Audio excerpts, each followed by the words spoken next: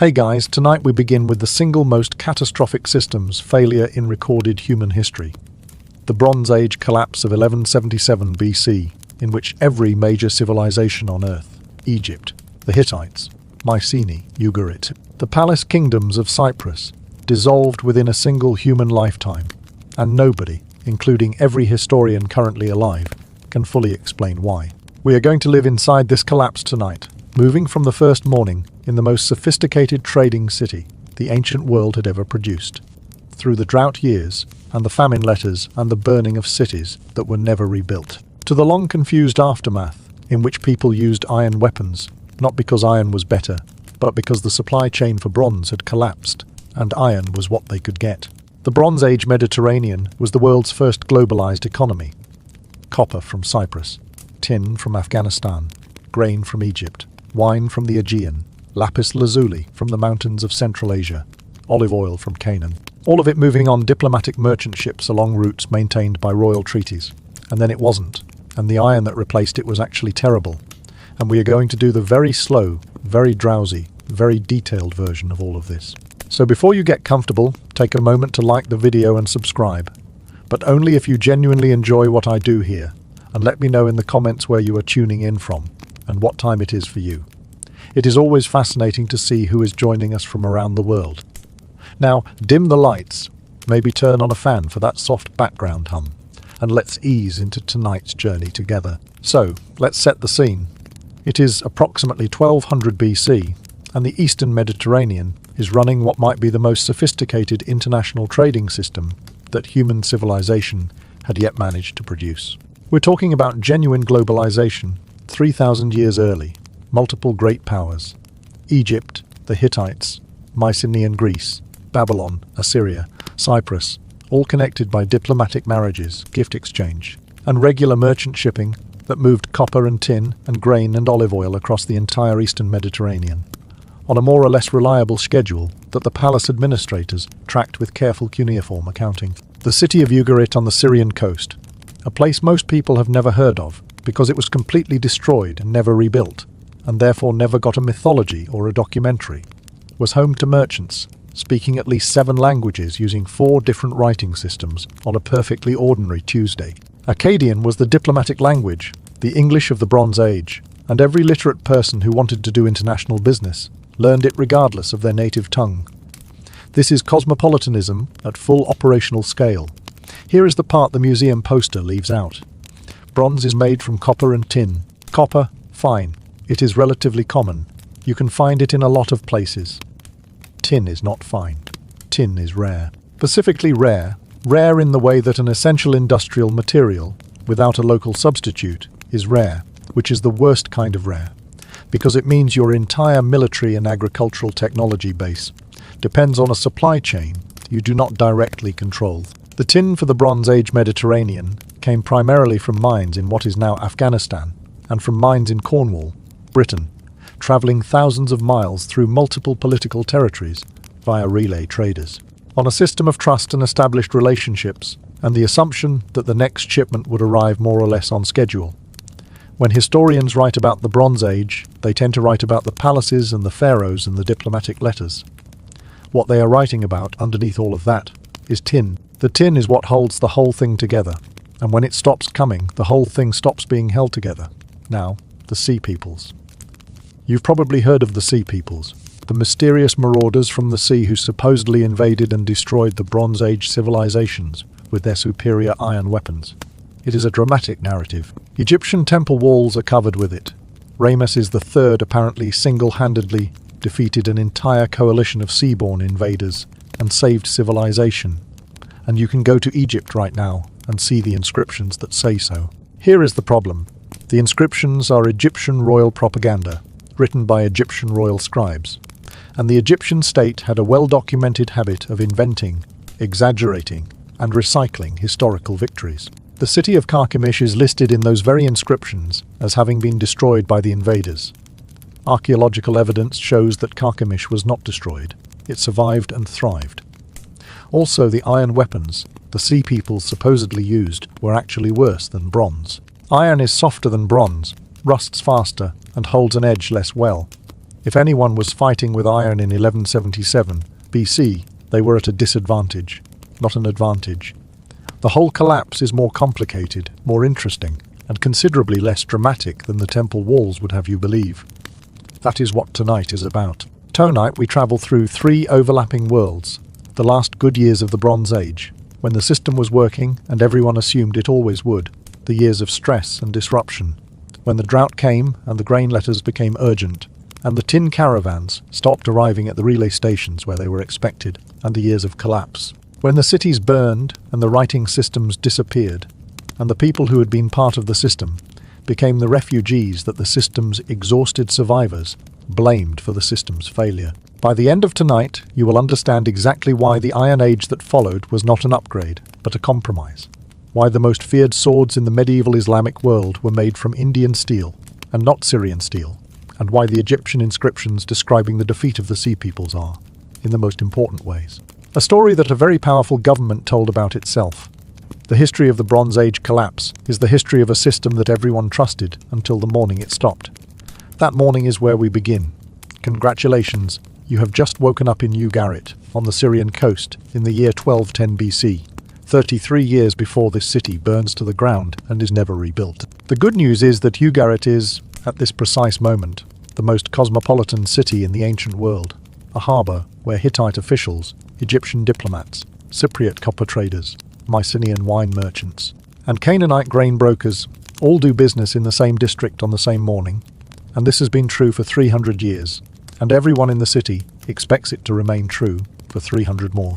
The bad news is that the international trading system sustaining all of this has approximately 33 years of operational life remaining, that the drought currently being reported as unusually bad in the highlands of central Anatolia is the 3rd consecutive drought year, and will not be the last. That 2 tin caravans from the eastern route failed to arrive at the relay station where they were expected last month, and that none of the people responsible for managing these things, not the merchant house you work for, not the Hittite king, not the Egyptian pharaoh, are yet interpreting these data points as a connected pattern rather than a collection of manageable inconveniences. You are a junior clerk in a merchant house in the harbour district. You are 23 years old. You have been building this career for 3 years, and it is going well, and you expect it to continue going well.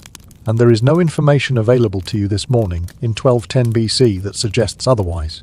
You wake on a reed mat on the 2nd floor of the merchant warehouse building, and the harbour smell reaches you before your eyes are fully open.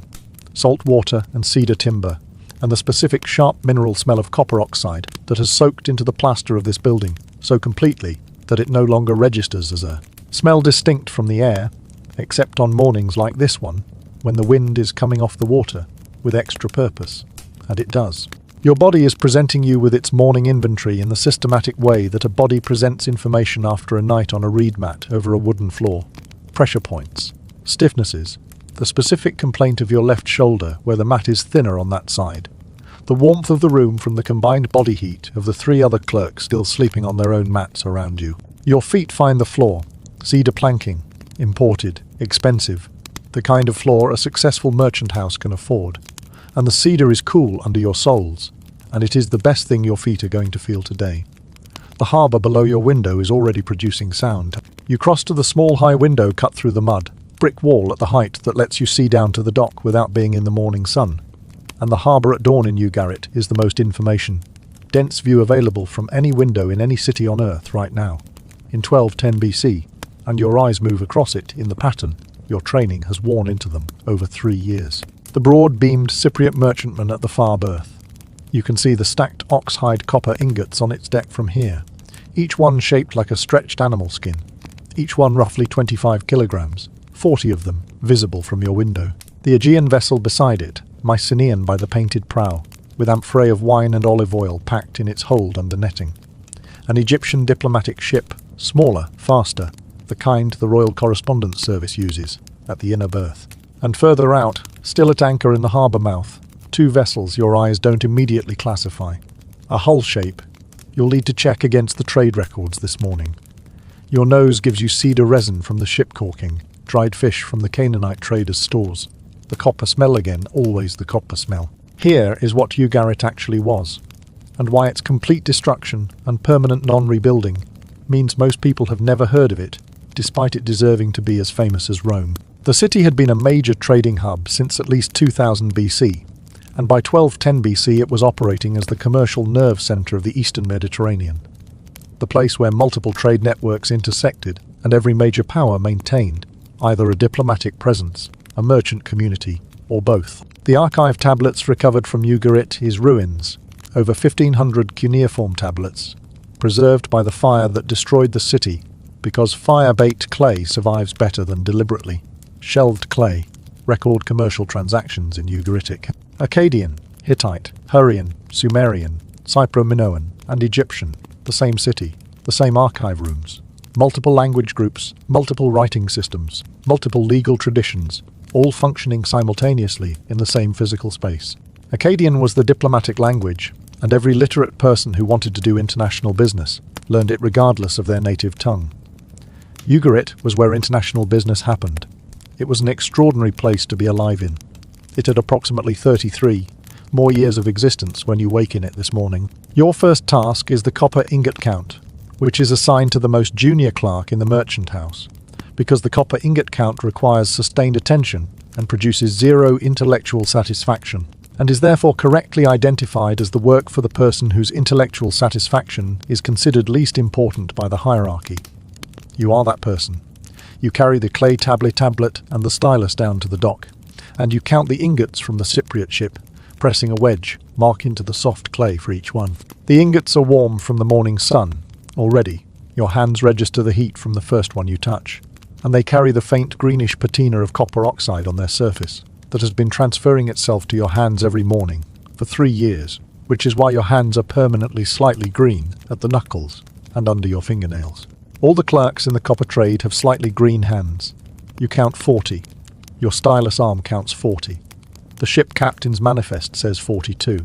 You count again. The dock smells of salt water and cedar and the clean mineral bite of copper in the morning air, and you count 40 again, and you note it in the clay, and you carry the 2 ingot discrepancy back to your supervisor, who will address it with the ship's captain in a conversation you are very glad you will not be present for. The political machinery holding all of this together was, by the standards of 1210 BC, one of the more impressive diplomatic constructions the ancient world had produced, maintained by a combination of strategic marriage, lavish gift exchange, and royal correspondence that addressed the kings of major powers as brother in a way that was simultaneously protocol, flattery, and a carefully calibrated fiction about equality that everyone involved understood to be a fiction and found useful anyway. The Great Powers Club, Egypt, the Hittite Empire, Babylon, Assyria, Cyprus, operated on the principle that peace was maintained by correspondence.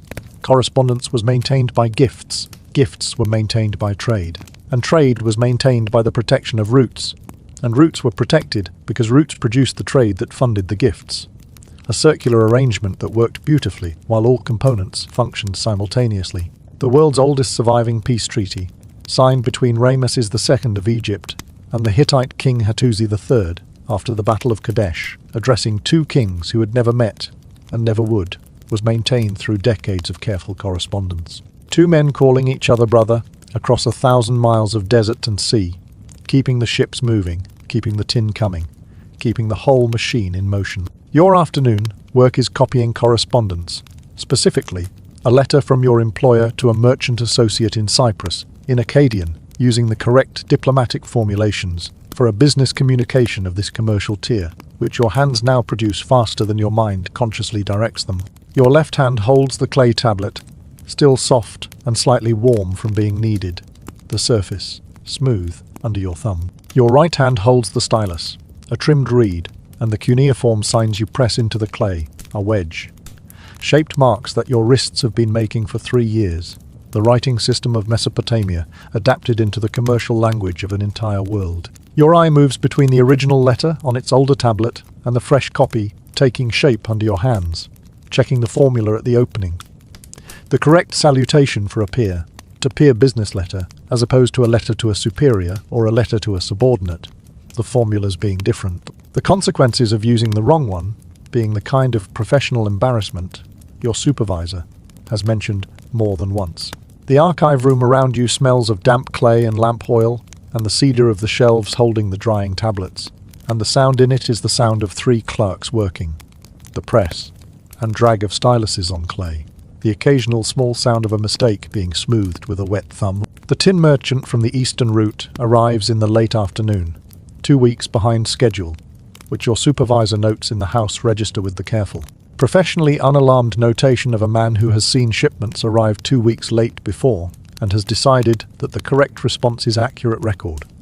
Keeping rather than visible anxiety, you are present for the weighing. The merchant is Mesopotamian by his dress and his accent, a man 2 months on the road from the direction of the Euphrates, and you watch him drink the water your supervisor's assistant offers with the complete focused attention of someone for whom water has recently been a variable.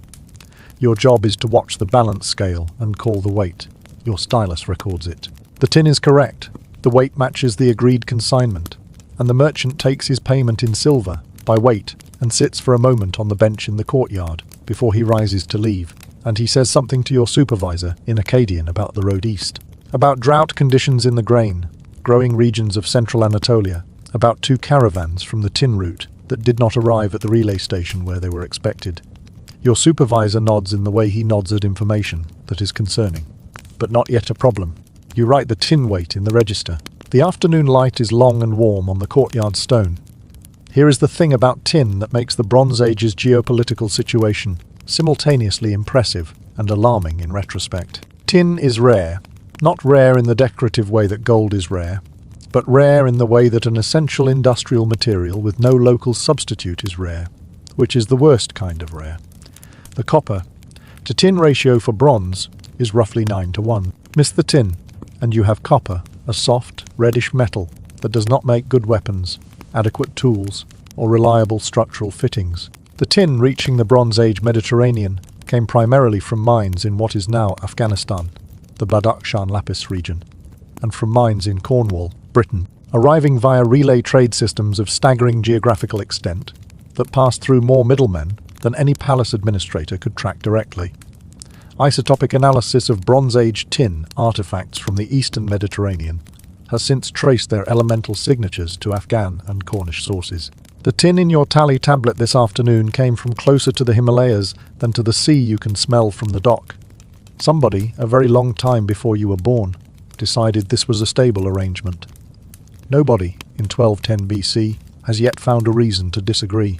The 2 missing caravans from the eastern route are noted in your supervisor's register as a discrepancy. They are not yet classified as a pattern. The harbour at dusk is the version of Ugarit your body has decided it prefers. The light going off the water through its evening sequence, gold to amber to the flat grey, blue that signals the end of the working day, the ships at anchor settling into the small swell, the merchants' lamps beginning to appear in the buildings along the waterfront, the cooking fires on the dockworkers' quay, sending up the smell your nose has been anticipating for the last 2 hours. You sit at the dock's edge with your feet not quite reaching the water, and the Cypriot merchantman is still at its berth with the copper ingots on its deck, the 40 that are documented, plus the 2 that are not, and the Mycenaean ship's crew has gathered around a fire on the quay, speaking a language you recognize as Mycenaean Greek but do not speak. Your ears sort through the sound of the city behind you, Ugaritic and Akkadian and Hurrian, and Hittite and Canaanite, settling into the sounds of a city, moving from its working mode to its evening mode. It is beautiful in the specific way of a place that has been doing the same thing for 300 years and is very good at it. Your feet are slightly green at the soles from the dock. You leave them in the last of the warm air. You go back inside when the light leaves the harbour. Your reed mat is where you left it this morning, your left shoulder registering its opinion of this arrangement in advance, your body producing the specific tiredness of a day that began before full light and ran through counting and copying and recording and tallying without significant pause. The 3 other clerks are already down, 2 of them asleep in the flat way of people who have been doing this since before dawn, 1 still awake, reading a tablet by the lamp. The harbour smell comes in through the wall gap, salt, cedar, copper, the cooking fires dying down on the quay, and this is the smell of your life and your city, and your world as you understand it, the smell of the most connected economy that human beings have yet produced, running through the dark on ships that are at this moment crossing the black water, between here and Cyprus, between here and Egypt, between here and the Aegean, carrying the things the system requires and returning with the things the system requires in exchange. The whole mechanism turning in the dark with a reliability that everyone in this building and every building on this harbour has taken for granted for their entire lives. Your mat is thin on the left. The harbour is still working. You close your eyes. The system runs without you, the way it always has, the way everyone agrees it always will. 33 years. The harbour sounds like the world working. The caravanserai wakes you before the light does. Specifically, it is the mules that wake you, which is how mornings on this route have been structured for the 7 years you have been making it. Your body registers the sound before your mind does. The pre-dawn complaint of animals that understand the day's schedule with a clarity your sleeping body has not yet achieved, and you are upright on your sleeping mat before you are fully conscious of having decided to be upright, which is one of the specific competencies that 7 years of road travel develops in a person's nervous system. The mat is on the floor of the caravanserai's communal sleeping room, and the floor is stone, and the stone is cold in the way of Anatolian plateau stone in the hour before dawn, which is the specific cold that knows your joints intimately and has opinions about all of them. Around you on other mats, the rest of the caravan is going through the same process. The sound of men hauling themselves upright and remembering where they are and accepting this. The air in the room smells of 20 men sleeping in a stone box, which is not a smell you record consciously anymore because your nose surrendered the cataloguing project years ago. You stand. Your back makes its assessment. You ignore it. You go outside to check the tin before you do anything else. Before water, before food, before addressing any of the opinions your body has formed overnight about the sleeping arrangement. The tin is in the storeroom, the caravanserai keeper, locked last night, and it is still locked, and you unlock it yourself, because the key does not leave your person, and you count the bags by feel in the low light. 12 leather bags, each one heavier than it looks, each one containing the cast-in ingots from the relay station at the Euphrates crossing, a number your hands produce faster than your eyes could. 12. Your fingers find each bag in the dark, and your body counts without being asked, which is a thing your body learned to do because it understood that the alternative was lying on the stone floor, wondering about the tin. The bags are rough under your fingers, and the tin inside them shifts with the specific dense weight of metal, nothing like the weight of grain or cloth or copper. A weight that communicates its value through the leather, which is not a thought you would share with anyone on this road, because it sounds like the kind of thing a man says when he has spent too many nights in stone rooms. You lock the door. The mules are still complaining. This is normal. You go find water. The mechanics of how tin arrived at the ports of the Eastern Mediterranean were, by any reasonable standard, one of the more improbable logistical achievements of the ancient world. Not because the individual steps were difficult, but because the geographical scale was operating several centuries before any political entity existed that could have meaningfully administered it end to end.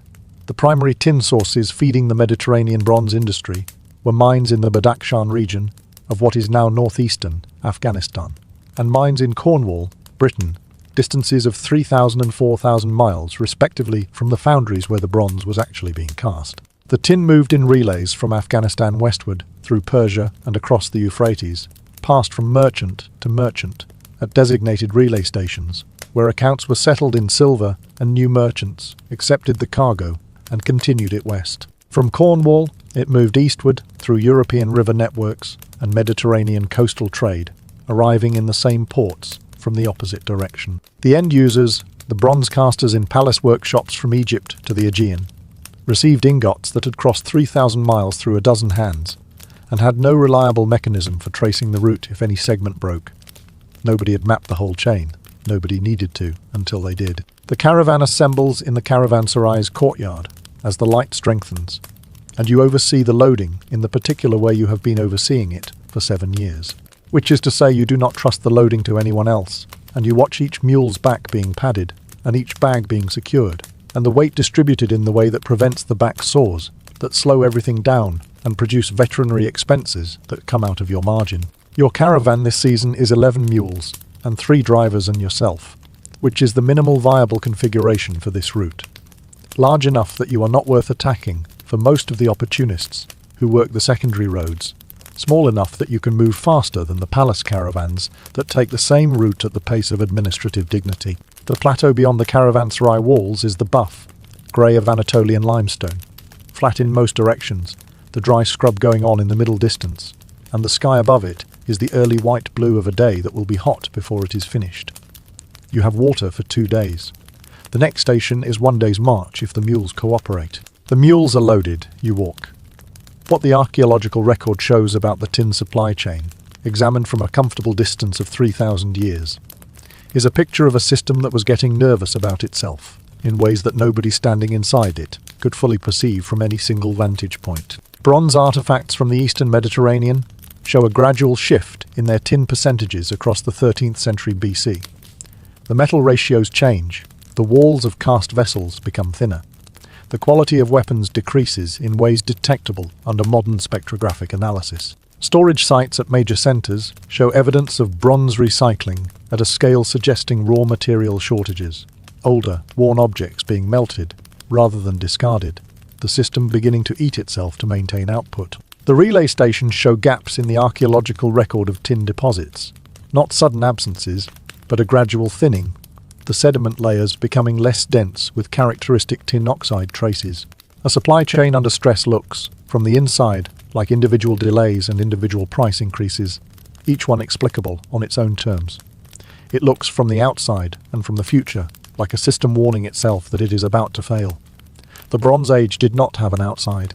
The road through central Anatolia is showing you things it did not show you last season. And the things it is showing you are the kind of thing a man who has been making this route for 7 years learns to read whether or not he would like to.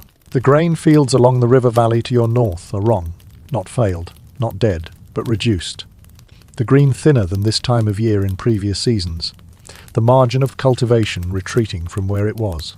At the first watering station of the day, the water is lower in the cistern than it was last season, which is visible because you know what this cistern looks like in late summer, having looked at it in late summer for 7 years. The station keeper says the spring came late and dry, in the careful neutral tone of a man reporting a fact without interpreting it, because his job is water and roads, not forecasting. You drink the water, and your mules drink the water, and you refill your skins, and you note the cistern level in the part of your mind that keeps notes on things that are concerning but not yet problems, and you continue north and west. The road is warm underfoot. Your shadow is short and directly below you by midday, and the plateau gives nothing in the way of shade.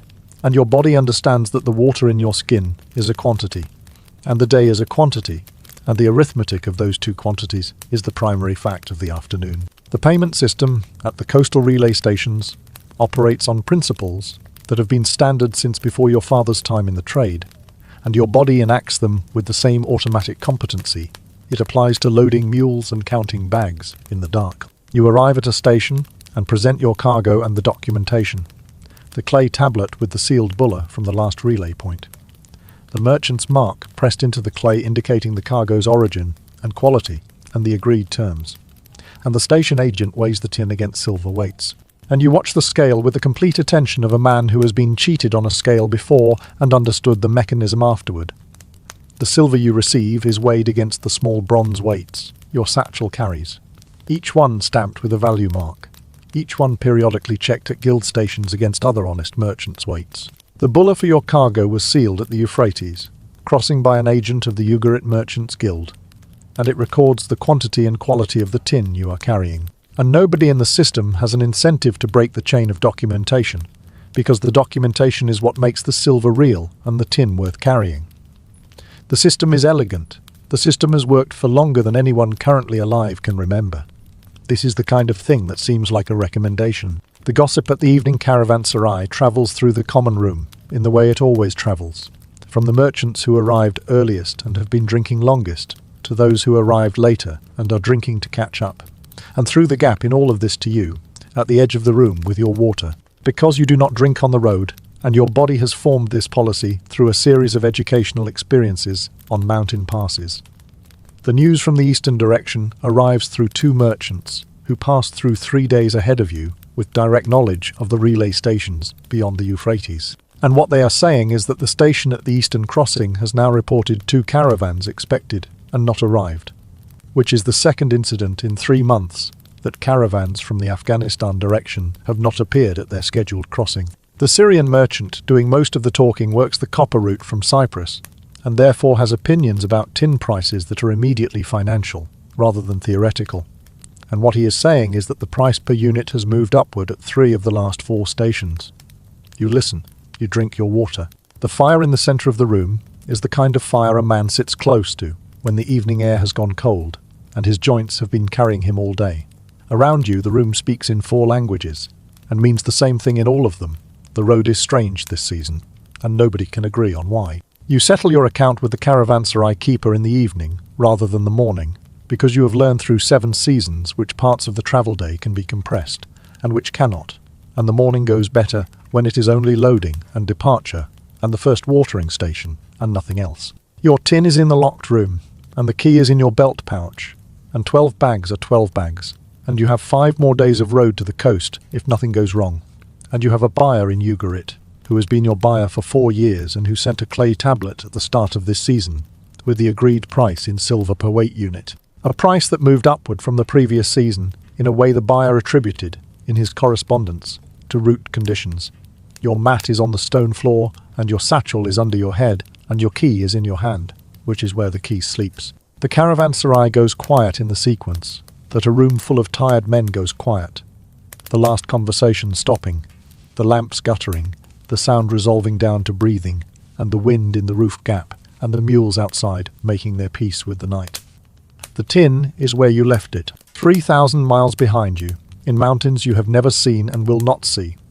Men who do not know your name put it in the ground, and other men dug it out, and other men carried it west. And here it is, 5 days from the sea. The road does not get easier, it gets familiar.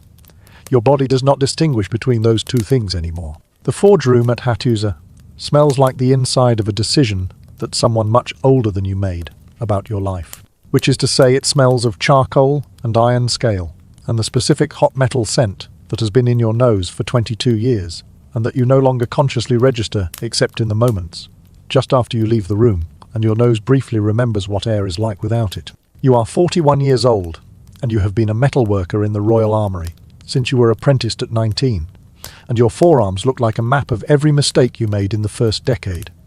The burn scars tracking your education in the way that education on hot metal tracks, permanently. Your hands are your tools, and your hands are exceptional, which is why you are still here and not at a provincial workshop making agricultural implements for people who do not care how the blade is ground.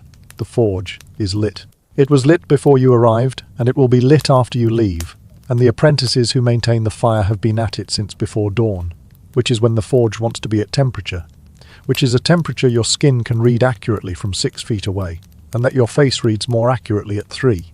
You are at 3 feet because you are looking at the iron. The iron is in the corner of the forge room in the specific location that the iron has occupied since you moved it there 3 weeks ago, which is as far from the main forge as the room's geometry permits, while still being inside the room, which is where you want it because you want it accessible, and you want it not to be the first thing anyone sees when they walk in. It is a bloom, a sponge of iron that arrived from the trading post at the Southern Passage 2 months ago, along with a royal requirement from the palace that you produce a dagger of iron, for the king. This is the relevant part of the requirement. The king wants a dagger of iron, not bronze, which is the metal your hands have spent 22 years learning to understand in every dimension of its behavior, but iron, which is the metal that has been the subject of 3 serious experimental periods in this armory in the last 15 years, each of which produced something that could be called a dagger, in the way that something can be called a meal, while technically having the properties of fuel. You look at the bloom, your forge is at temperature. You have done this before, and you know what the next 8 hours will be, and your body has already filed an objection. Here is what the historical record shows about iron in the Bronze Age world, which is considerably more interesting than what the history you were probably taught shows, because the history you were probably taught operated on the assumption that iron was obviously better than bronze, which is why the Bronze Age ended and the Iron Age began, which is the kind of clean narrative that requires leaving out a large number of inconvenient technical facts. Iron, in its raw smelted form, is softer than bronze. It rusts. It is inconsistent in ways that bronze, a controlled alloy of copper, and tin smelted at known temperatures with known properties, simply is not. Bronze smiths of the 13th century BC could produce tools and weapons of predictable quality, to predictable specifications, because they understood their material. Ironsmiths were working with a material whose behavior was contingent on temperature, on the carbon content of the charcoal. on the exact duration and number of heatings, on the timing of the quench, on factors they could feel but could not fully articulate. A Hittite king writing to the Assyrian king around 1200 BC apologizes for not sending more iron daggers. Production was difficult, the king writes. The good ones were few. This is not the letter of a civilization deploying a superior technology. This is the letter of someone who has been trying to make a complicated thing work and is mostly producing expensive disappointment. You heat the bloom in the forged charcoal, and you wait for it to reach the working temperature that your eyes read from its color. Not orange, not white, but the specific yellow-orange. That means the iron has reached the point where your hammer will move it without fracturing it. A point that has a window measured in seconds once the piece is out of the fire. Because iron loses heat faster than bronze, and the window for working, it is unforgiving, in a way that bronze, which your body understands as cooperative, is not. Your arm brings the hammer down on the first heat, and you can feel through the hammer that the iron is moving correctly, the material yielding under the strike in the way it should. And you work it quickly, getting the shape before the heat leaves, and then back into the charcoal before the color tells you you have run out of time. The apprentice works the bellows, the fire brightens and roars. You watch the iron in the coals and your eyes calibrate its temperature, the way they have calibrated it for 22 years and for the last 3 weeks specifically, and you wait. This is the rhythm of iron work: heat, strike, count the heats, and try not to think about how many more remain. The process you are performing has a name that you would not recognize, because the name was given to it by people 3,000 years in your future, using a conceptual framework you do not have access to. What you are doing, in terms your descendants will use, is carburization, heating the iron in a carbon-rich environment, your charcoal forge, long enough that carbon atoms migrate from the surface of the metal into the iron's crystalline structure, converting some of the iron to a harder, more resilient iron-carbon alloy in the zones where carbon penetration has been successful. The quench, plunging the worked piece into cold water at the right moment, locks the carbon-rich structure in place in a way that makes the hardened zone significantly stronger than the original iron. The problem is that your ancestors who developed this process did not know why it worked, only that certain combinations of charcoal, heat duration, hammer work, and quench timing produced blades that held an edge, and other combinations produced blades that did not.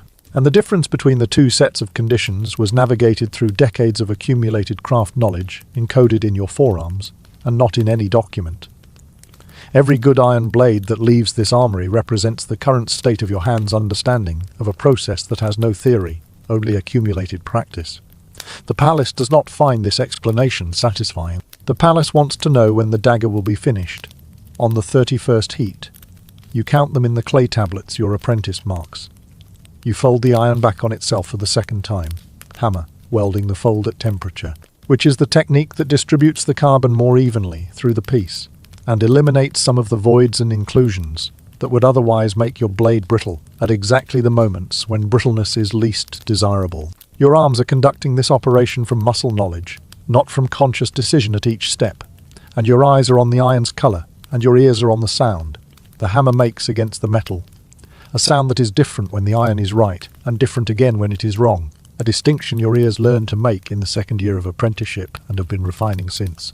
The forge room is hot in the particular way of a room that has been at forge temperature for 12 hours, which is a heat that lives in your clothing and your skin and the back of your neck, and that you stopped registering as uncomfortable in roughly your 25th year, because your body determined that registering it as uncomfortable was not a useful expenditure of resources. You fold, you hammer, you return the piece to the coals. Your apprentice notes it in the clay. The letter that arrived from the palace 6 weeks ago was specific in its requirements, in the way that palace requirements are always specific about the thing they want and unspecific about the things they do not know they need to know. The king wants an iron dagger, one dagger suitable for presentation, with a blade of sufficient quality to hold an edge, with a grip of wood or bone acceptable to royal standards. What the letter does not say, because the letter was written by a palace scribe who has never worked iron, is how many heats and reheats this will require, or how many test pieces your forge will produce and discard before one emerges with the structural integrity to be presented to a king without the professional embarrassment of failing during the presentation.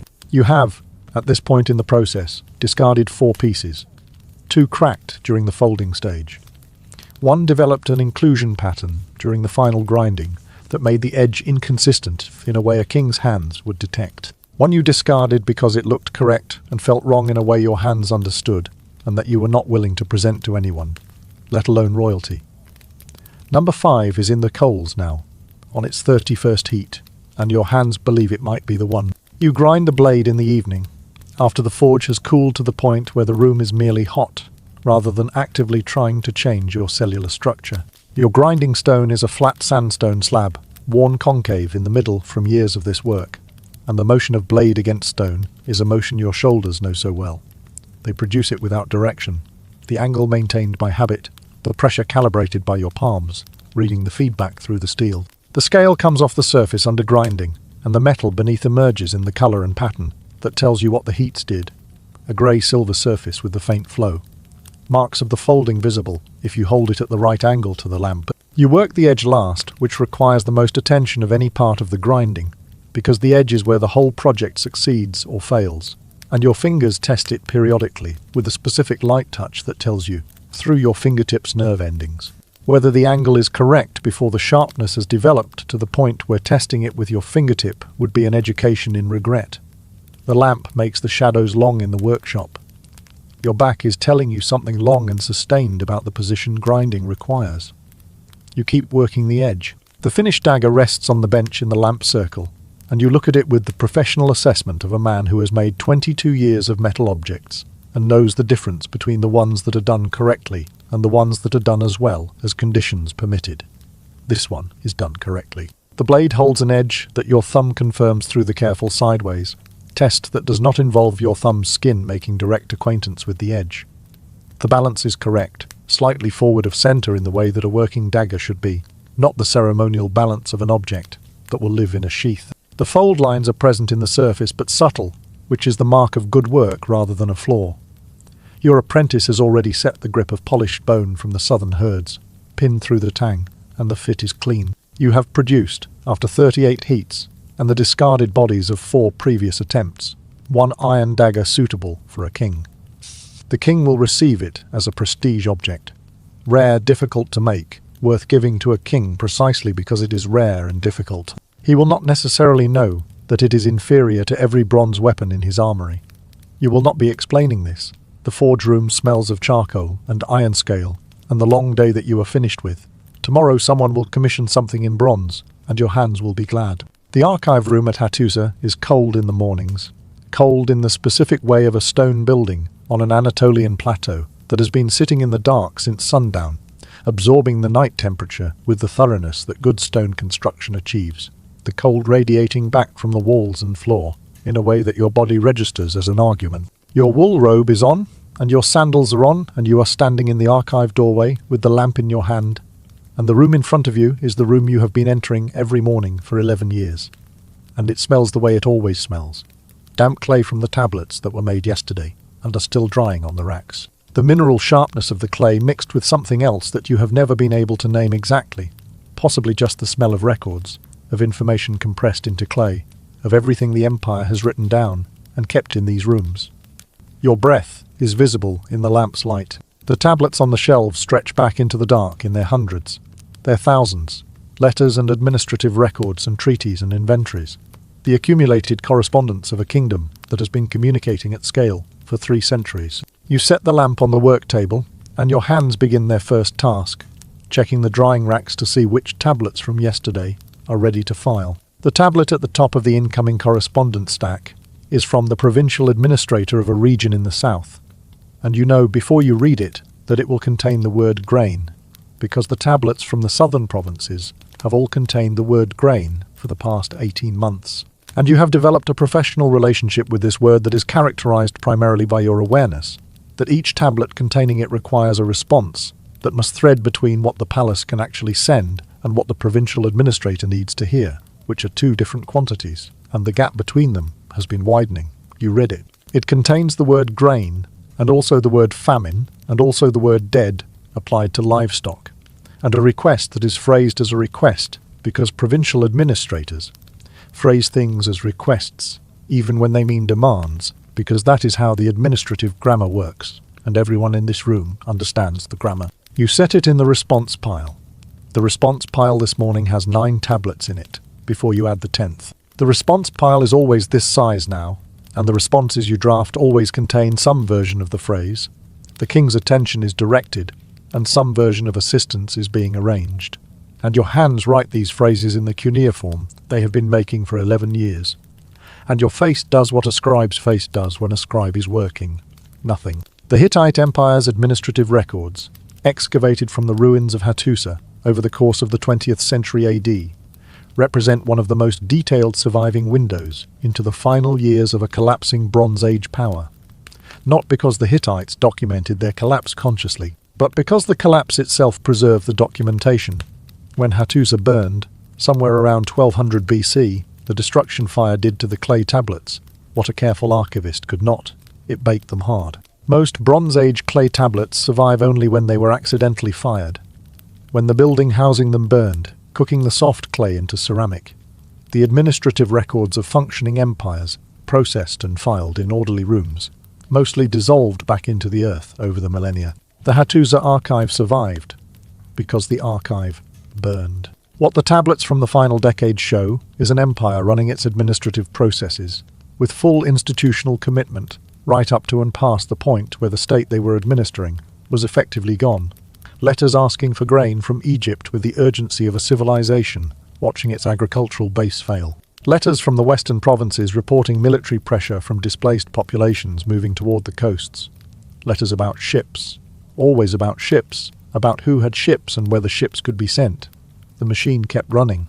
The machine is what machines do. The correspondence from Egypt is in the section of the archive reserved for Great Powers correspondence, which occupies the wall to your left and is organized by reign and year and subject in the way that 11 years of your life have organized it. You pull the most recent Egyptian response, a letter from the pharaoh's chancellery acknowledging the previous Hittite grain request, using the correct diplomatic formulations for a great power correspondence, addressing the Hittite king as brother in the way that great powers address each other, regardless of whether anyone currently feels brotherly toward anyone. The Egyptian response agrees to send grain. The Egyptian response has agreed to send grain in each of the last 4 correspondences. Your records show that the grain agreed to in the first 2 correspondences arrived. The grain agreed to in the 3rd correspondence arrived in reduced quantities. The grain agreed to in the 4th correspondence has not yet arrived, which may mean a ship is delayed, or may mean something that you are not yet required to record in the official archive, because it has not yet become an official fact. You copy the Egyptian letter onto a fresh tablet for the main archive. Your stylus makes the signs it always makes. The lamp burns. What the last Hittite diplomatic letters to Egypt reveal, read together rather than individually, is a kingdom describing its own dissolution in the vocabulary of a kingdom that has not yet admitted to itself. That dissolution is what is happening. The king's letter to the pharaoh, surviving in the Egyptian archive at El Amarna and its successors, says that the land of Hatti is dying, that grain is needed, that it is a matter of life or death, that ships carrying grain should come. The tone is still the tone of a great power addressing a great power. The salutations still in the correct diplomatic form, the relationship of brotherhood still invoked. But underneath the form is something that the form was not designed to carry, genuine emergency. The specific desperation of an administrative system that has been promising its provincial administrators that assistance is being arranged and is confronting the question of where the assistance comes from, when the system itself is the thing that is failing. The Egyptian side of the correspondence shows a pharaoh who is sending grain, and also receiving letters from the eastern Mediterranean coast, reporting that coastal cities are under pressure from groups of displaced people arriving by sea. The pieces of the picture were all present. Nobody was looking at the whole picture at once, because nobody had a vantage point from which the whole picture was visible. Your afternoon task is drafting a letter to the viceroy at Carchemish, the Hittite administrative center on the Euphrates that has functioned as the empire's eastern anchor for decades, requesting an assessment of the eastern routes and the grain situation in that region. Your hand makes the salutation in its correct form.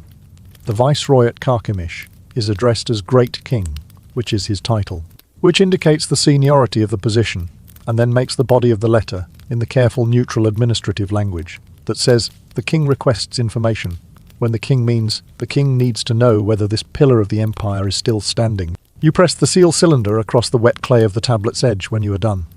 The seal's impression recording that this letter comes from the Hattusa chancellery. with the authority of the king's office behind it. The clay is soft under your thumb, where you press to hold the tablet steady. You set it with the outgoing correspondence. An archive runner will take it to the messenger post at the city gate before sunset. Whether it arrives at Carchemish, whether Carchemish is still in the condition to receive letters from the Hattusa Chancellery and respond to them in the normal way, is a question your tablet does not contain. Your job was to write the tablet. The tablet is written.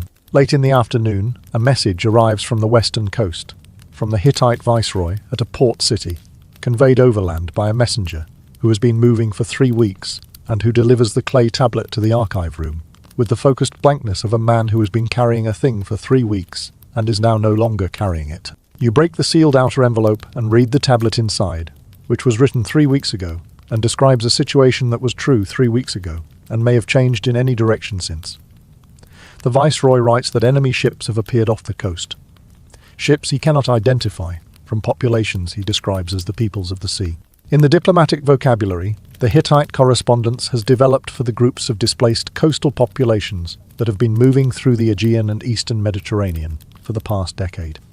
He requests military assistance. He requests ships. He notes that the city under his administration is defensible, but that the harbour is at risk, and that the harbour is what makes the city worth defending.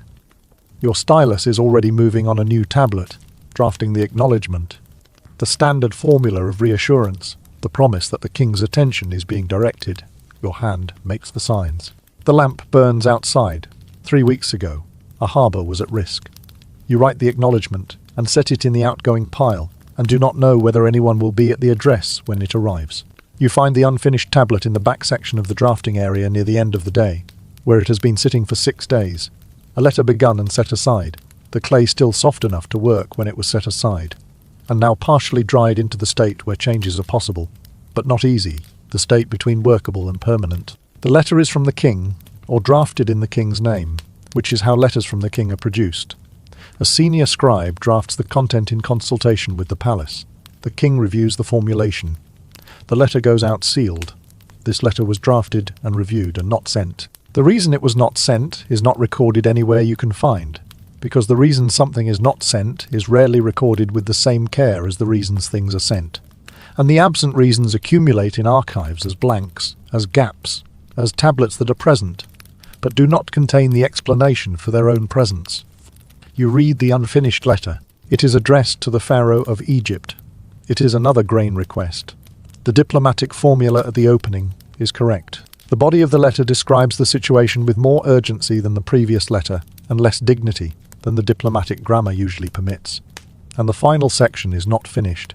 The letter stops mid-sentence, in the middle of a clause that was going to describe what the Hittite king feared would happen if the grain did not come. You do not finish it. You hold it in your hands for a moment in the lamplight, the half-dried clay cool on your fingers, the record of something that almost got said. You set it carefully in the back of the unsent section, and pick up the lamp and go. The archive room is dark when you close the door, which is the condition it is in every night when you close the door, and the tablets sleep on their shelves in the dark in the way that records sleep, quietly and in order and with complete indifference to whether anyone is reading them. You have filed everything that needed filing today. You have drafted everything that needed drafting. The incoming pile will have more tablets tomorrow, from the provincial administrators who are writing with increasing frequency, from the coastlines where the situation is developing faster than correspondence, can document it, from the eastern relay stations that are finding the routes more difficult to maintain. The machine will continue to receive them and process them and respond to them, because the machine is a machine, and this is what machines do. Your lamp is the only light in the corridor as you walk back to the quarters block, the stone cold under your sandals, the plateau air coming in through the high windows carrying the smell of the night and the distance beyond the walls. Somewhere in the back section of the archive, in the unsent pile, the unfinished letter is drying in the dark. It will dry completely by morning. By morning it will be permanent, which is the thing clay does when you leave it alone long enough. The words it contains will be exactly the words it contains and no more. The sentence stopped in the middle, the archive keeping its record of everything that was started and not finished, the way archives always do. You know before you go outside that the field is the same as yesterday, which is to say it is not better. which is the direction that things need to go in for your family to eat through the winter and still have seed grain for the spring. You know this before you go outside because you have been knowing it since you woke, which was before the light, in the way you have been waking since the summer rains failed to arrive in the quantity that the summer rains are supposed to arrive, which is the quantity your grandfather planted for and your father planted for, and that you have planted for every year of your adult life, and that has arrived in sufficient quantity every year of your adult life until this one. Your wife is already up, the children are still on their mats. You go outside. The field is the same as yesterday. The grain heads on the stalks that actually produced grain heads are small, correctly formed, correctly placed, small. And the stalks that did not produce are yellow dry in the morning air, which is warm already, which is the problem expressed in a single atmospheric fact. The air this morning in what should be early autumn is still warm in the way of summer, which is the way it has been warm all season, without the relief that the crop requires and that your calendar has been expecting, and that the sky has been withholding with a thoroughness that strikes you as unnecessarily complete. Your wife has the arithmetic. She has had the arithmetic since midsummer when it became clear that the arithmetic was going to be necessary, which means she has been doing it for 2 months in her head while you have been doing it in your hands in the field. And the arithmetic from her head and the arithmetic from your hands have been arriving at the same number from different directions, which is a number that represents the gap between what this field will yield and what your family requires to get through the winter. You discuss it in the morning before the children wake, in the practical vocabulary of people who have been doing subsistence arithmetic together for 16 years and who have no useful language for panic and therefore do not use it. The field will yield approximately 60% of a normal year. You require for the family to eat adequately through winter and retain seed grain for spring, approximately 80% of a normal year. The gap between 60 and 80% is not abstract.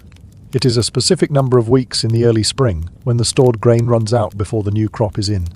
A number of weeks your body knows from the one bad season 12 years ago and does not want to know again. Your wife says this. You say yes. The children wake up and you do not continue the conversation because the children are old enough to understand arithmetic. The pollen record preserved in lake sediment cores taken from sites across the eastern Mediterranean in the 20th century tells a story that nobody living in 1195 BC could have read. Not because the story was secret, but because the tools for reading it would not be invented for 3,000 years. What the pollen record shows is a significant and sustained reduction in arboreal and agricultural pollen, beginning around 1200 BC and continuing for several decades across a geographical range that includes Anatolia, the Levant, Cyprus, and the Greek mainland. The signature of a prolonged drought event occurring simultaneously across the entire eastern Mediterranean basin. The olive tree pollen drops, the cereal pollen drops, the weed pollen, which thrives in degraded agricultural conditions, increases. This is not one bad year.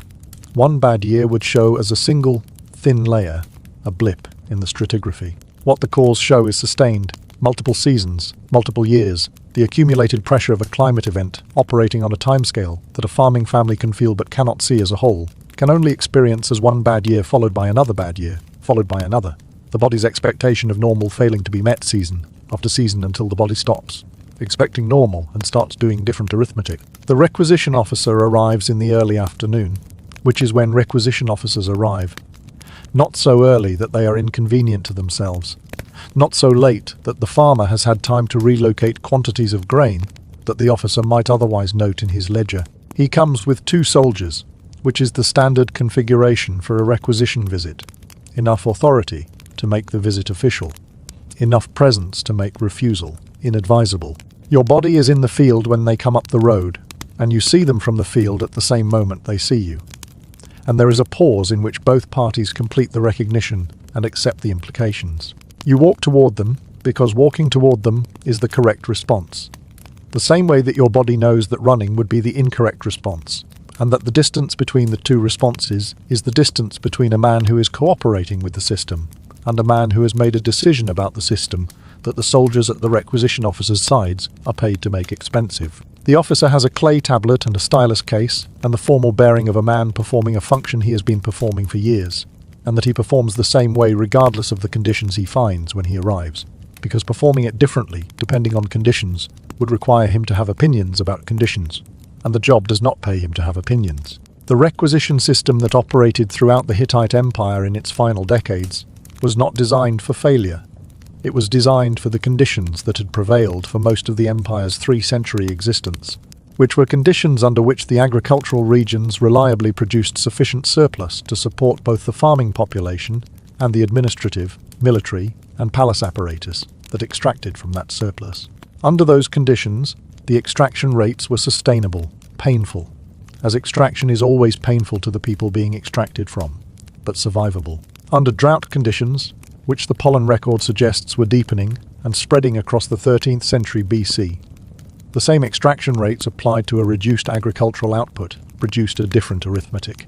The palace kept requisitioning at the rates the palace had always requisitioned at, because the palace's requirements had not decreased, and because the administrative system was not designed to detect agricultural failure at the farm level quickly enough to adjust the extraction before the damage was done. The farmers absorbed the gap. The farmers who could absorb it stayed. The farmers who could not absorb it did what people who cannot stay do. They left. The officer reads from his tablet the quantity your farm is assessed to provide, which is the quantity based on your farm's normal yield, and the standard extraction rate applied across the district. You tell him what this season's yield actually is, in specific numbers, because you have been counting it since harvest, and the numbers are accurate, and accurate numbers are what you have to work with. The officer notes this. He has been noting similar things all morning, at every farm in the district, and his tablet has a growing column of numbers that do not add up to the assessed quantity, and his face has the expression of a man who understands the arithmetic from his side, and is not empowered to change the rate, and is also aware that his supervisor will have opinions about the shortfall. He reduces the requisition, not to 0. The palace needs what the palace needs, but to a number that is the officer's personal calculation of how much he can take and still have the farms he is requisitioning from be functional enough to requisition from next season, which is the only form of mercy the system currently has available to offer. You watch him press the notation into the clay. The soldiers do not look at you. You do not look at the soldiers. The officer presses his seal. He moves to the next farm.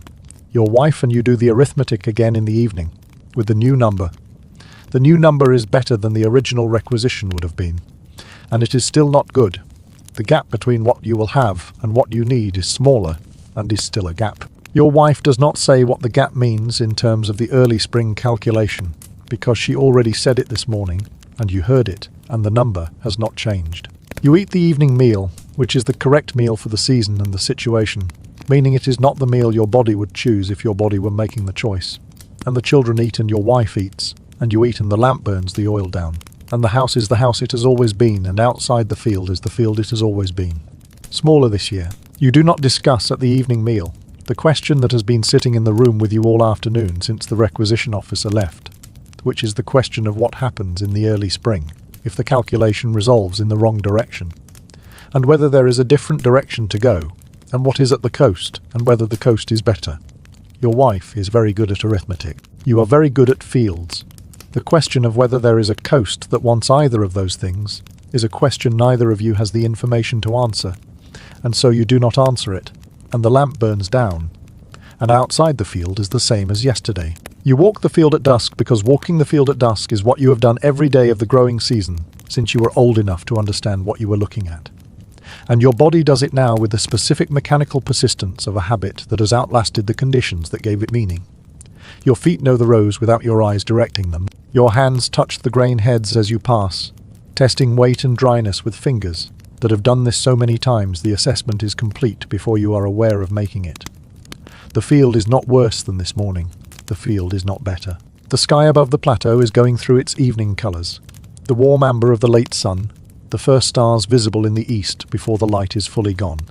And it is the same sky that has been the sky of this farm your whole life, and your grandfather's life, and the 3 generations before that who worked this ground, and fed the palace in good years, and fed themselves in adequate years, and stayed. The word for what you are thinking does not exist in any language available to you, because the concept of leaving has not yet fully formed as a thought, only as a direction, west, toward the coast, toward the ships, toward the ships. You stand in the field until the last light leaves it. Then you go in. That night you dream of water, which is a dream your body has been producing on rotation since midsummer, and that you have developed a professional relationship with. The specific quality of relief in the dream before the dream ends. The specific quality of the morning when the dream has ended and the field is still the field. Your wife is already awake when you open your eyes. The children are still on their mats. The field outside is the same as yesterday. You and your wife look at each other in the pre-dawn dark, and the decision that has been forming in the arithmetic for 6 weeks itself in the look and is done. You do not discuss it. The discussion happened in the arithmetic. What happens this morning is the beginning of a different set of actions which your hands begin while your mind is still catching up.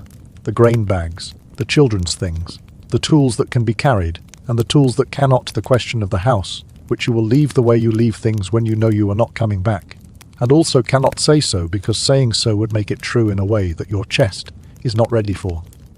Your wife packs the children's things. Outside, somewhere to the west, there is a coast, and the coast has ports, and the ports have ships, and the ships go somewhere. You have no more specific information than that.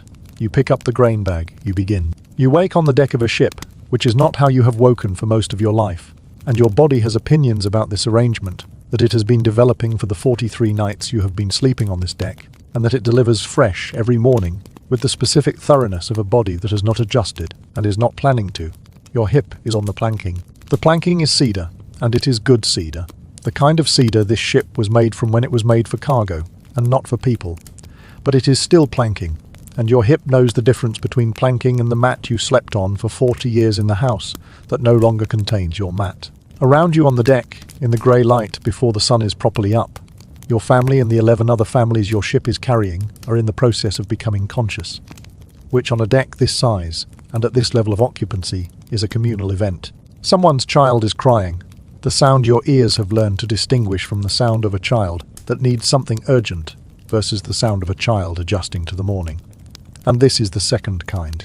Your wife is awake, and your daughter is awake, and your son is the one still asleep with the specific heavy sleep of a 12-year-old who has been on a ship for 43 days, and whose body has made peace with the planking, in the way that young bodies make peace with things that adult bodies refuse.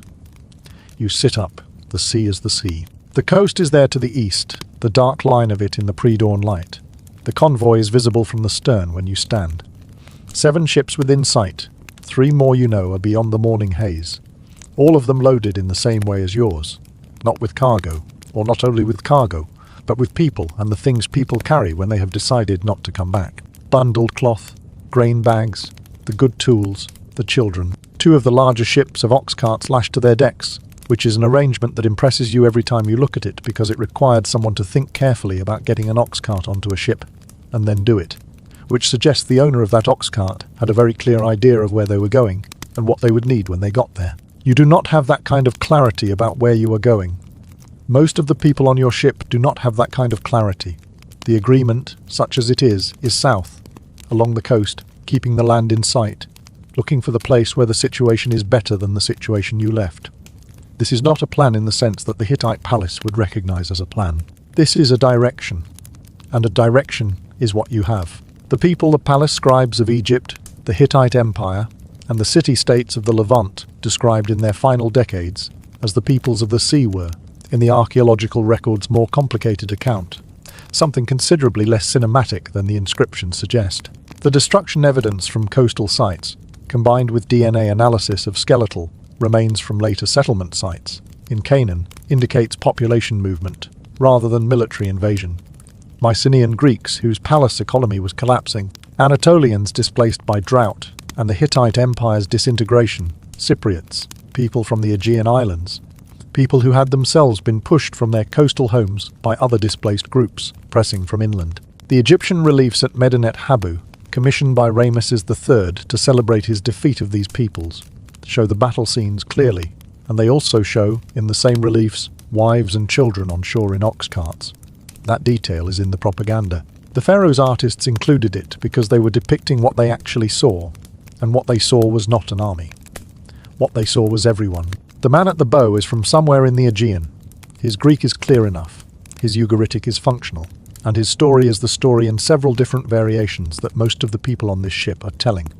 A palace economy that stopped working, a grain system that stopped delivering, a community that decided the sea was better than staying. He was a craftsman at a Mycenaean palace, which is the kind of position that seems stable until the palace stops functioning, at which point it turns out the craftsman was employed by an institution and institutions can stop. You talk in Ugaritic and find the familiar shape of displacement, the moment when the situation that was always going to get better became the situation you left. You were a farmer. He was a craftsman. The woman near the water jar was a palace weaver at Mycenae. The old man asleep near the mast was something administrative at a city whose name you do not recognize. The sea does not care what you were. The sea requires, in the order needed, a boat, a direction, and people who can manage a sail. The history of how the Sea People's myth, specifically the version where they were armed with superior iron weapons and used this technological advantage to destroy the Bronze Age civilizations, entered the scholarly record is instructive as a lesson in how a clean narrative can outlast its evidence. The iron weapons theory originated in 19th century scholarship, working from limited data and a logical seeming inference. The Bronze Age ended. The Iron Age began. There must have been a technological cause, and the Sea Peoples arrived at the transition point. The problem is that the archaeological evidence from Sea Peoples' settlement sites shows iron appearing at the same gradual pace as surrounding areas, not as a sudden military advantage.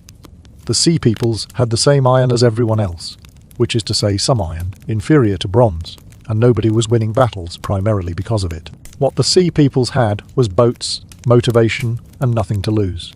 In a collapsing system, that combination is more strategically significant than better weapons, because better weapons assume a functioning state to deploy them. The people on your ship do not have a state. They have 10 ships and the direction south. You have been awake long enough now that the morning is fully established and the deck is in its working configuration. Everyone who is going to be awake is awake. Belongings have been rearranged from their night positions into their day positions, and the small routines of 43 days have reasserted themselves. Your daughter is at the water jar rationing the morning measure, which is her job, which she took on herself on the third day, and performs with the seriousness of someone who understands that the water jar has a bottom. Your son is awake and talking to the Aegean craftsman, who is showing him something about the rigging, the kind of knowledge transfer that happens when 12-year-olds are nearby and adults have expertise and time. Your wife is in conversation with the Mycenaean weaver about things you cannot hear from where you are sitting. But your wife's face in these conversations has the expression of someone building a new catalogue, learning what is useful about other people's experience of the same situation she is also in. What happened at the Egyptian frontier? Not in your lifetime. Not yet, but in the years and decades after the convoys like yours arrived at the Nile Delta, was not the clean military victory that Rameses III had inscribed in stone at Medinet Habu. The inscriptions say he repelled them utterly, drove them back, slaughtered them in uncountable numbers, which is what pharaoh inscriptions say because pharaoh inscriptions are a literary genre with requirements. What the archaeological evidence shows is that a substantial Aegean origin population settled in the coastal cities of Canaan during and after the period of the Sea People's incursion, cities like Ashkelon, Ashdod, Akron, Gath, and that these settlements were Egyptian administered, meaning Rameses III installed these people in Egyptian territory as a managed outcome rather than an unambiguous victory. The skeletal DNA from the Ashkelon cemetery, analyzed by a team of scientists in 2019 AD and published in the journal Nature, traces the earliest Philistine burials directly to an Aegean source population, arriving in the 12th century BC. The people in the ox carts in the Medinet Habu relief settled in Canaan and became, in the Old Testament's accounting 300 years later, the Philistines.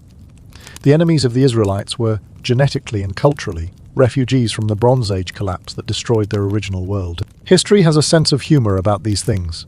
It is not a kind sense of humor, but it is consistent. Your daughter counts out the evening ration with the focused precision she has been applying to this task for 43 days.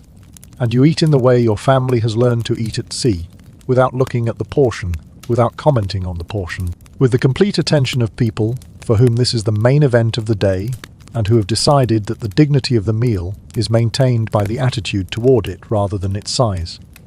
Your son eats with his whole concentration. Your wife eats without looking at her portion. You eat without looking at yours. The sun is going down over the sea to the west, and the convoy's silhouettes are dark against the orange water, and the coast to the east is going into its evening colours. To the south, at a distance your captain can estimate better than you can, is the Nile Delta and the Egyptian heartland beyond it, and the end of the available coast in the direction you have been travelling. What happens at the end of the available coast is the question your family has been not discussing since day one, with the practiced skill of people who understand that the answer is not yet available, and that discussing an unavailable answer costs energy you cannot afford. Your children sleep before you do. The young sleep fast when the day is done, with a thoroughness that the 43 days of deck sleeping have not substantially disrupted, and you watch them go down in the way parents watch children sleep, which is a look that contains more than can be said about it. Your wife is in the thin sleep that is what she has been getting, functional, but not deep. The sleep of someone doing the night shift, thinking while pretending to rest. You sit against the cedar hull, and the ship moves under you in the dark, the water against the planking, making the sound that has become the sound of your life, the swell small and the motion regular, and the stars above the deck fixed in the configuration they have been in every night for 43 nights. You do not know what is at the end of the coast. You know that where you came from is the drought and the empty granary and the requisition officer's count and the field that was not enough. The compass between those 2 points is this ship. The ship moves south, somewhere ahead. Other families are already doing what you will do, settling in the coastal towns, taking up the crafts, building the next thing from the materials available. The record will call them the enemy. The record will call them the enemy because the record was written by the palace, and the palace's vocabulary for people who arrived without invitation and stayed was enemy, which is a word that fits some situations, and is the wrong word for others, and nobody in 1185 BC is going to resolve this question tonight. You close your eyes. The water sounds the same as every night. The convoy moves south. The wall you are working on this morning is the northern face of the second pylon, which is the section that will contain the main account of the naval engagement. The sea battle in which Ramesses III, third pharaoh of the 20th dynasty, destroyed the peoples of the sea so utterly that Egypt was saved, and the pharaoh's eternal glory was secured, and the whole episode resolved itself in exactly the direction that Egyptian royal inscriptions always resolve themselves, which is the direction of complete pharaonic victory. Your job, which you have been performing for 4 years at Medinet Habu, is to produce this resolution in pigment on stone, the hieroglyph columns, the accompanying reliefs. The compositional program of the narrative, as specified by the senior court scribes, who designed the program and whose specifications you have on papyrus, and whose decisions you execute with the fine brushwork and the knowledge of hieratic and hieroglyphic registers that got you this commission in the first place. The paint goes on plaster over limestone, and your brush makes the signs in the sequence the program specifies, and the morning light at the base of the second pylon is the good light, the eastern light that comes in clean before it catches the dust your tools raise. You are working on the column that will say, "And he smote them, and they were no more." The stone is warm under your left hand where you brace it, and the plaster surface under the brush is faintly rough in the way of a surface that is ready to receive paint. The texture your brush tip reads before the pigment goes down. Your ochre is ground fine, and the binder is correct for the temperature, which matters more in the afternoon than in the morning.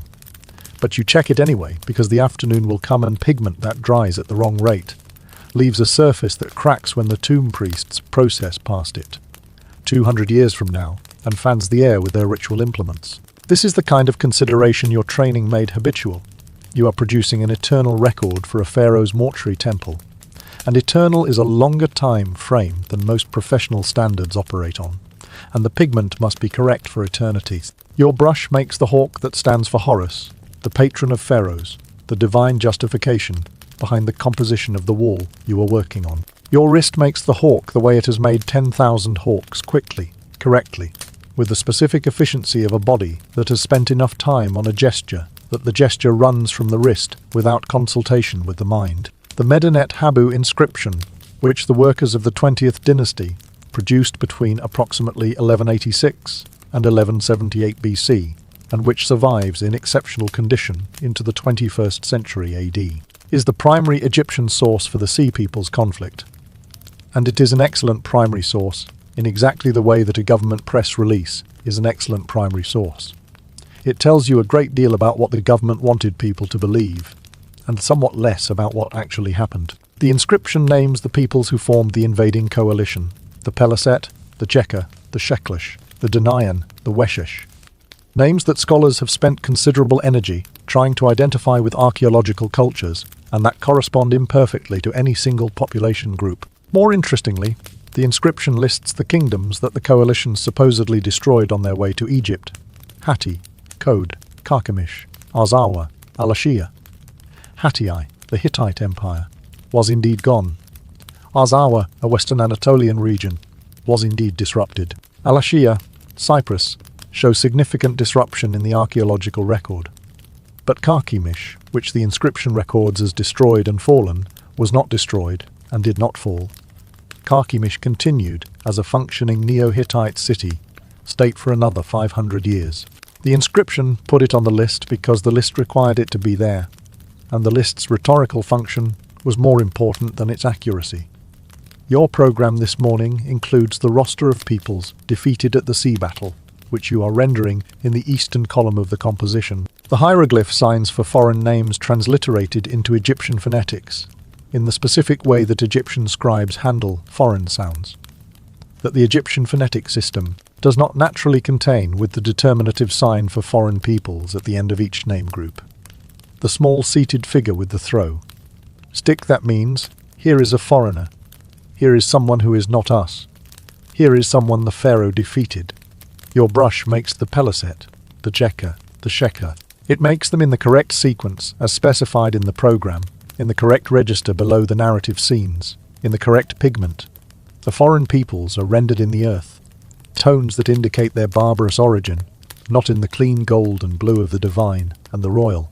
Your wrist knows the sequence. The names go down in their columns, permanent in the plaster, foreign in their determinatives, defeated in the composition that surrounds them on all sides with the evidence of Egyptian power and divine favour. The compositional grammar of an Egyptian royal inscription was, by the reign of Rameses III, formed so highly developed that every trained scribe understood it as a genre, with rules as rigid as any literary convention. Rules that everyone who produced the inscriptions, and everyone who read the inscriptions, and everyone who commissioned the inscriptions understood to be conventions, in the same way that an audience watching a theatrical performance understands that the battle scenes are not actual battles. The pharaoh is always victorious.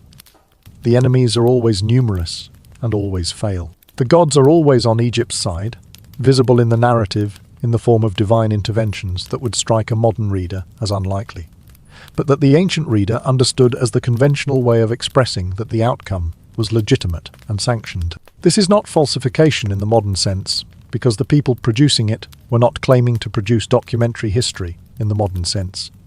They were producing sacred narrative, the official account of events as they should be understood for the purposes of eternal divine record. That the actual battle at the Delta involved a managed settlement with some of the sea peoples, and that some of the kingdoms listed as destroyed in the inscription were in fact not destroyed, and that the scope of the Egyptian victory was substantially more complicated than the wall expresses. These are facts that the people who designed the program understood, and that the program's genre did not require to be included. The section you are working on in the afternoon is the land battle, the engagement on shore where the sea peoples who survived the naval battle were routed on the beach. The pharaoh's chariots in their standard composition, the enemies in the standard postures of defeat and flight. Your program specifies the beach scene, and you paint the beach scene, and the beach scene includes a detail that is unusual in the composition's overall treatment of the enemy.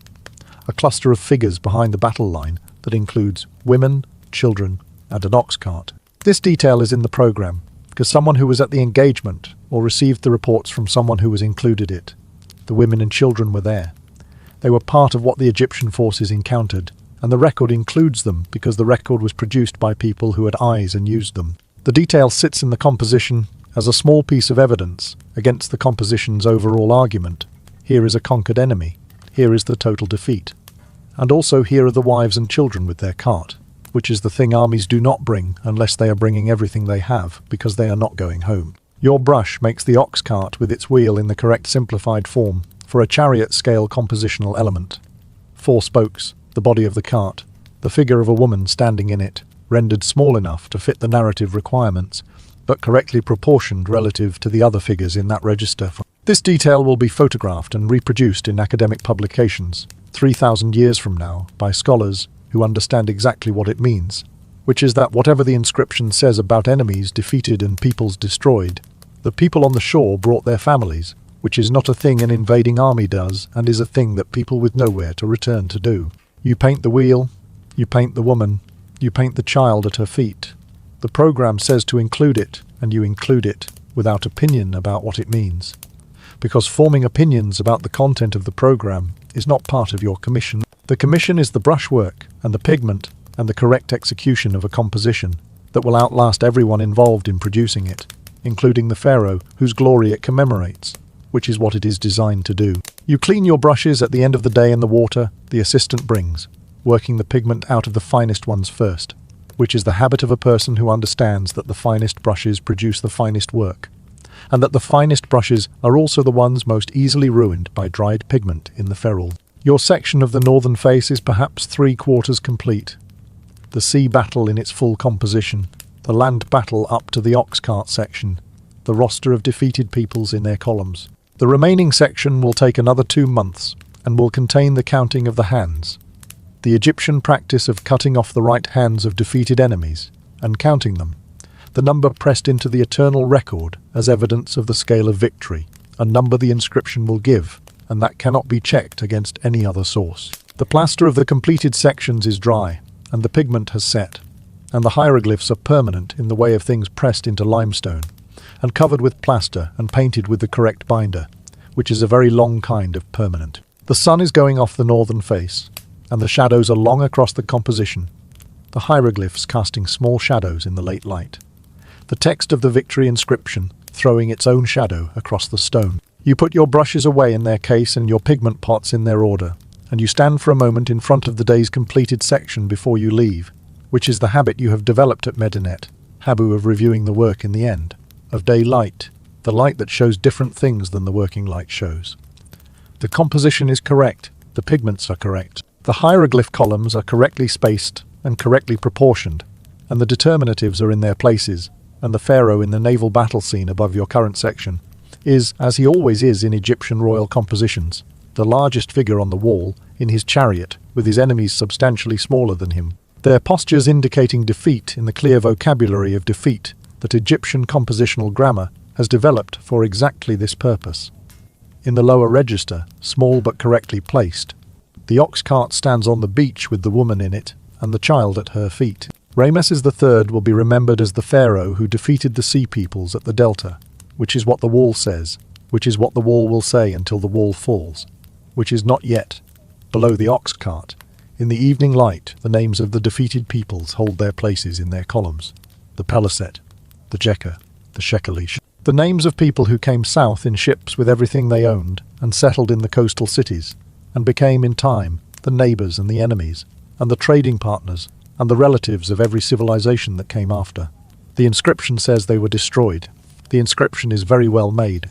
You set up your forge in the courtyard of the headman's house, which is what you do in every settlement, and which requires the same sequence of judgments each time, where the wind is coming from, where the fuel is, how much of the courtyard is yours to use, and how much belongs to the chickens, who have opinions about the intrusion that they express at length and at volume. Your portable equipment fits in 2 leather sacks and a bundle, which is everything a travelling metalworker can carry without animals, and still move at a reasonable pace, and everything a palace armory workshop needs fills an entire building, and requires 12 workers and a fuel allocation, the size of a small administrative department's annual budget. You think about this difference sometimes when you are setting up the portable forge.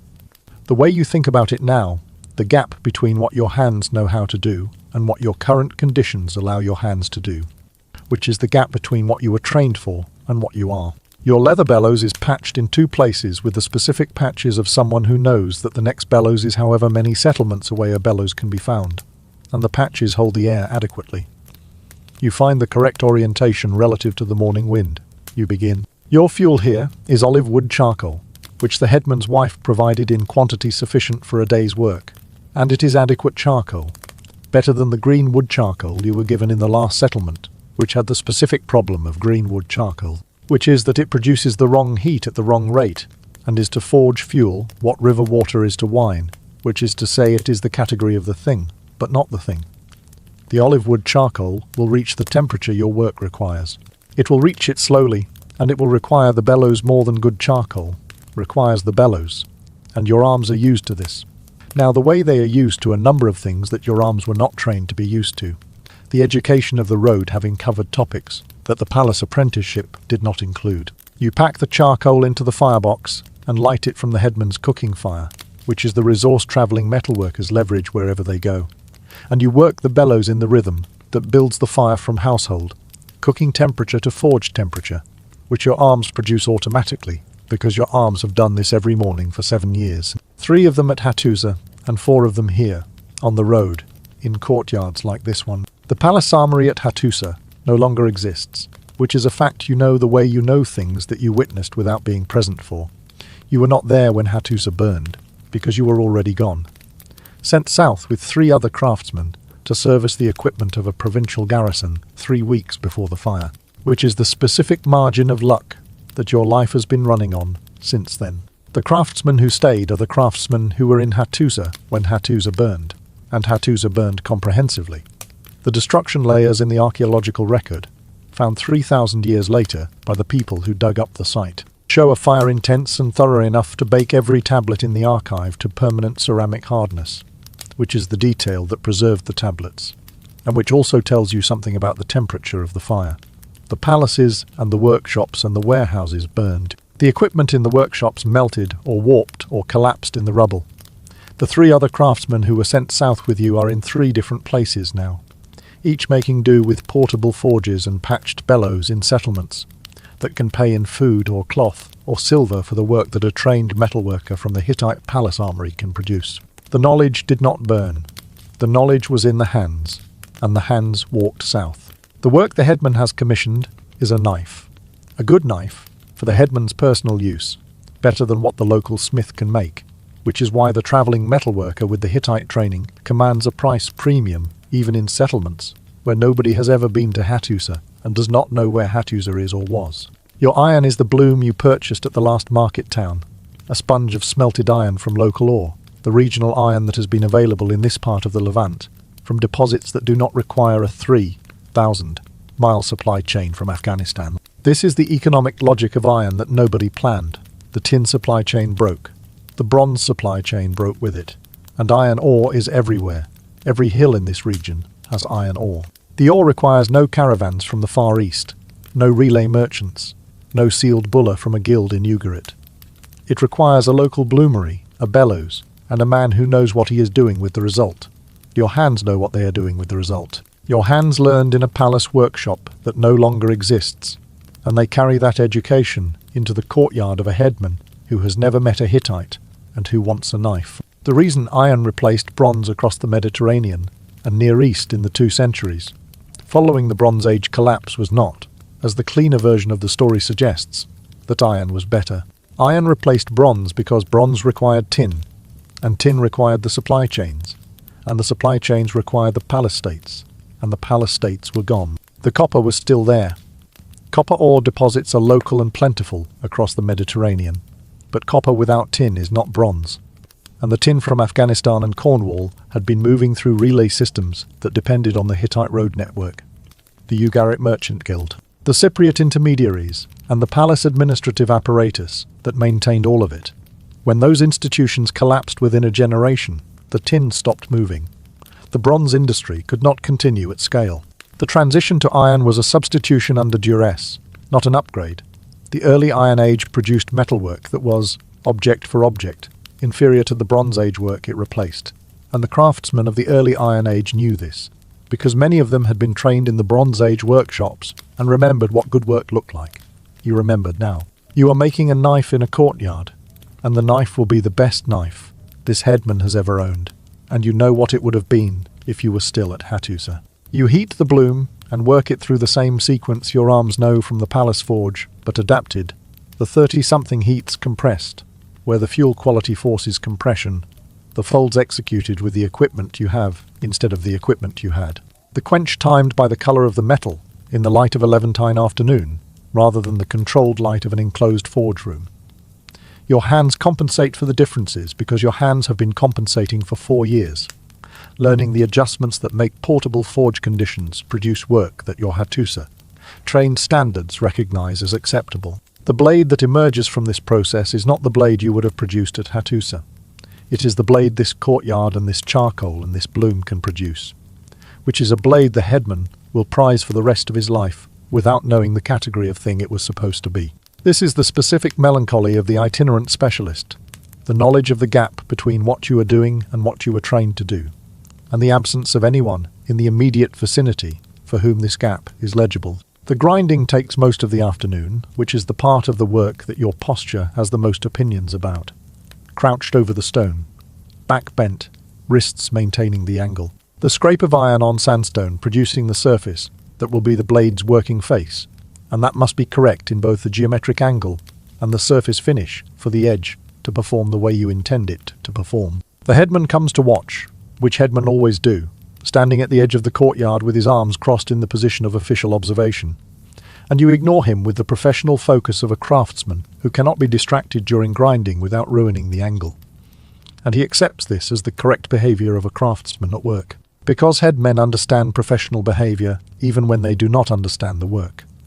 Your fingers test the edge periodically by feel, the careful sideways pressure that tells you where the angle is before the blade is sharp enough to tell you through your skin in the educational way. The afternoon light is long on the courtyard stone. You grind. You present the knife to the headman in the evening and watch him hold it in the way that people who are not metallurgists hold a good blade, turning it, feeling the balance, pressing the flat of the blade against the back of their hand to feel the temperature of it, looking at the surface in the light.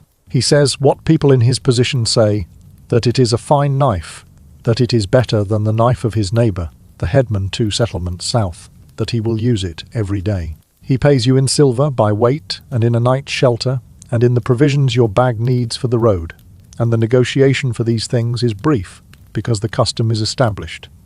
This is what a travelling metalworker from the palace tradition receives, and the headman knows this custom because other travelling metalworkers have been through his settlement before you. Your colleagues from the Hattusa workshop and their colleagues from other palace workshops in other collapsed cities have been distributing themselves across the Levant and the Aegean coast and the Egyptian frontier for the better part of a decade, each one setting up their portable forge in a new courtyard, passing on the shapes of the knowledge in the work they produce.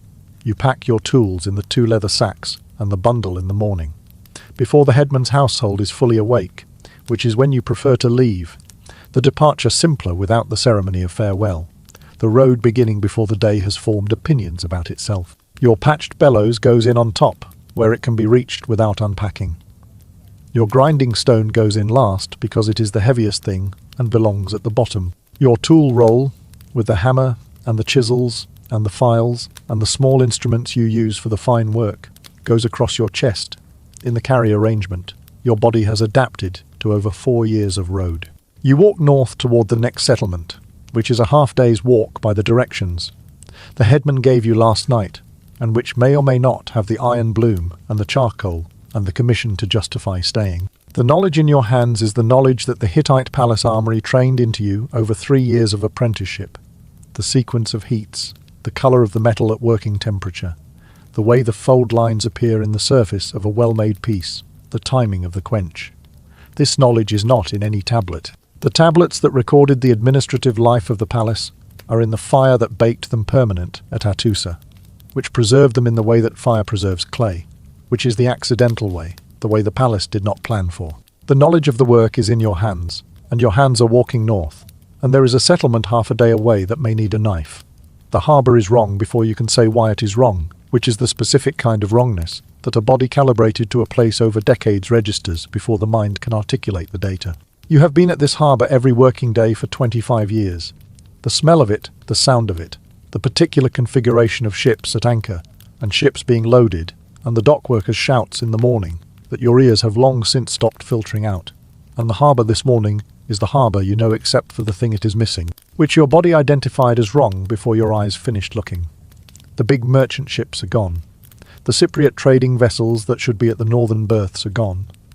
The harbour police galley that has been moored at the customs dock, for as long as you have been coming here, is gone. What remains are the small boats, the fishing craft, the harbour ferries, the single-mast coastal traders that were too small to be requisitioned, riding at their moorings in the flat morning water. The requisition happened 3 days ago, before dawn, when the king's harbour master went through the port and took everything of military size, because the Hittite viceroy at Carchemish sent a request that he said was urgent. And urgent in royal correspondence means the ships leave when the message arrives, and not when it would be convenient for the harbour's operations. The ships left. The harbour is wrong in their absence. You have been the senior correspondence clerk for 6 years now, which is what 25 years of accurate copying and correct Akkadian formulation, and the willingness to learn Cypriot syllabic script when your employer needed someone who could handle Alashian correspondence buys you in this trade. And what it means practically this morning is that you are the person who opens the incoming correspondence before your employer arrives, and who makes the preliminary assessment of urgency, and who has, at this moment, in your hands a clay tablet that arrived from Alashia by courier ship 4 days ago, and that your employer, who has been at a trade conference in the upper city, has not yet read. You read it in the harbour light. The king of Alashia writes to the king of Ugarit. The letter's Akkadian is formal and correct, and the salutation is the great power salutation. The one that means this is not a commercial inquiry. The king of Alashia writes that enemy ships have been seen off the coast of Cyprus. He writes that the ships are numerous. He writes that he does not know where the ships come from or where they are going, and that he believes the king of Ugarit should know. The tablet was sealed 4 days ago. The harbour lost its ships 3 days ago. Your hands are very still holding the tablet. The harbour is flat and empty behind you. The last tablets recovered from Ugarit, excavated by French archaeologists in the 20th century from the ruins of a city that had been uninhabited for 3,000 years, include some of the most specific and vivid primary source documents of the Bronze Age collapse, preserved in the same accidental way that Hattusa's archive was preserved. The destruction fire baked the clay tablets that were in kilns and storerooms at the moment of burning, and the baked tablets survived, while everything else became rubble and sediment. Among the last archive tablets is a letter from the Hittite viceroy at Carchemish to the king of Ugarit, requesting that Ugarit send all available ships immediately. The tablet found on the floor of the archive room, apparently never filed, apparently received at a moment when the archive's organizational routines had already stopped. There is a letter from the king of Alashia warning of enemy ships, of which the Ugarit archive has 2, one sent weeks before the destruction and filed correctly, one sent days before and found on the floor near the door. There is a letter that was apparently being drafted when the archive was abandoned, found on the work table with the stylus still beside it, that says in its incomplete text, "There is no grain anywhere in the land." The kiln was stacked with tablets waiting to be fired for permanence. The fire came before the kiln was lit. The smoke from the lower harbour district is visible before you hear anything from that direction, which is the sequence that fire produces: visible first, audible second, present third. And by the time the third stage is reached, the relevant decisions have already been made correctly or incorrectly by the people in the first and second stages. You are at the archive building because that is where your feet took you when the smoke appeared on the harbour skyline. Not a rational decision, an automatic one. The body going to the place where the work is, and the work representing the last version of the normal that your body has a program for. The archive room is in its morning configuration. Tablets on the racks, the incoming pile on the work table, the outgoing pile smaller, the Alashian warning letter still in your hand because you carried it with you from the harbour without putting it down. The lamp is lit. The room smells of damp clay and cedar shelving, and the mineral sharpness of the tablet dust that has been in this room since before you started working here. Through the high window, the smoke is darker now against the morning sky. What is specific about Ugarit is destruction, specific in a way that distinguishes it from the many destructions recorded in the Bronze Age collapse, is not the violence of the end, but the permanence of the after. Every major city in the ancient world was sacked multiple times. Babylon, Thebes, Troy, all of them experienced destruction and rebuilding. The archaeological layers of one city sitting on the ruins of an older city with a gap of ash between them, the pattern of human habitation being interrupted and resumed. Ugarit was sacked once and not rebuilt. The site, modern Ras Shamra, near Latakia in Syria, shows destruction layers from approximately 1185 BC and then nothing. No resettlement, no rebuilding, no new city on top of the old one. The location did not become unusable. The harbour was still a good harbour. The position was still strategically sensible. The agricultural land around it was still productive. The people who might have rebuilt simply did not return, or did not return in sufficient numbers, or were not able to sustain the institutional structure that a trading city of Ugarit is complexity required. Ugarit needed the system to be Ugarit, and the system was the thing that was gone. You stack the most recent tablets in the kiln. This is not a decision you have been instructed to make. There is no instruction for this situation, because nobody designed a procedure for this situation. because this situation was not supposed to be a situation. But the kiln is there, and it is ready, and the tablets that are still soft are the ones that will not survive without firing. And your hands begin loading them with the automatic competence of a body that knows what needs doing before the mind has completed the argument for doing it. The Alashian warning goes in. The last Carchemish correspondence goes in. The administrative records from the past quarter. The unfinished draft about grain. The one you found this morning on the work table in a hand you do not recognize. Interrupted mid-sentence. The wet clay partially dried to the threshold state where changes are possible, but the window is closing. You put this in the kiln too, in the condition it is in. The sentence unfinished. Your hand loads the tablets, and the smoke outside the high window is the smell of the lower harbour district burning. The cedar warehouses by the dock that you have been smelling your whole working life, now burning in the specific way of cedar. The resinous thick smoke that your nose knows from the dock smell, and that is wrong in this volume at this time of day in this direction. You close the kiln. The city of Ugarit at its height had a population that the archaeological evidence puts somewhere between 6,000 and 8,000, which is not enormous by the standards of the ancient world, but is large for a specialized trading city. A city that existed primarily to be the node in the network, and that required the network to justify its population. The palace district, and the residential quarters, and the warehouse district by the harbour, and the craftsmen's workshops, and the temples, and the archive buildings all functioned as a unified system. Each component dependent on the others, in the same way the Bronze Age trading network itself was dependent on all its components functioning simultaneously. When the network failed, Ugarit had no alternative economic basis to fall back on. It was the most connected city in the world, which meant it was the most exposed city when the connections broke. A farming village survives the collapse of a palace state because the farming village was doing what it was doing before the palace state and can continue doing it after. A city that exists to be a trading hub does not have that option. When the trade stops, Ugarit stops being Ugarit, and the 6,000 people who made their living in its specialized economy have to make a different calculation. The archive room is the last room you leave, which tells you something about yourself that you do not have time to analyze. The work table is bare except for the stylus, the unfinished, letter writer left behind, which you pick up and carry because you have been using styluses your entire working life and your hand expects one.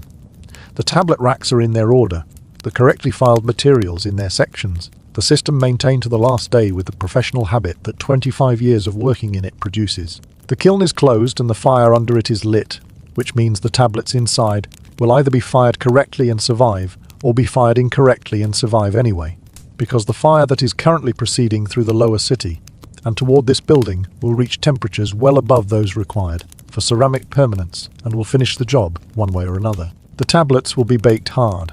The archive will be unreadable from the outside. The building burned down over it. The roof collapsed. The shelving charred to nothing. The records preserved by the destruction of everything around them. In 3,000 years, a French archaeologist will dig through this rubble and find the tablets, and the world will learn what Ugarit knew in its last days, which is the complete list of things that were not enough. You leave through the street door, which is the door to the street rather than the courtyard, and the street is the street you have walked every morning for 25 years. The paving stones your feet know, the width of it, the turning at the corner of the archive building that your body makes automatically.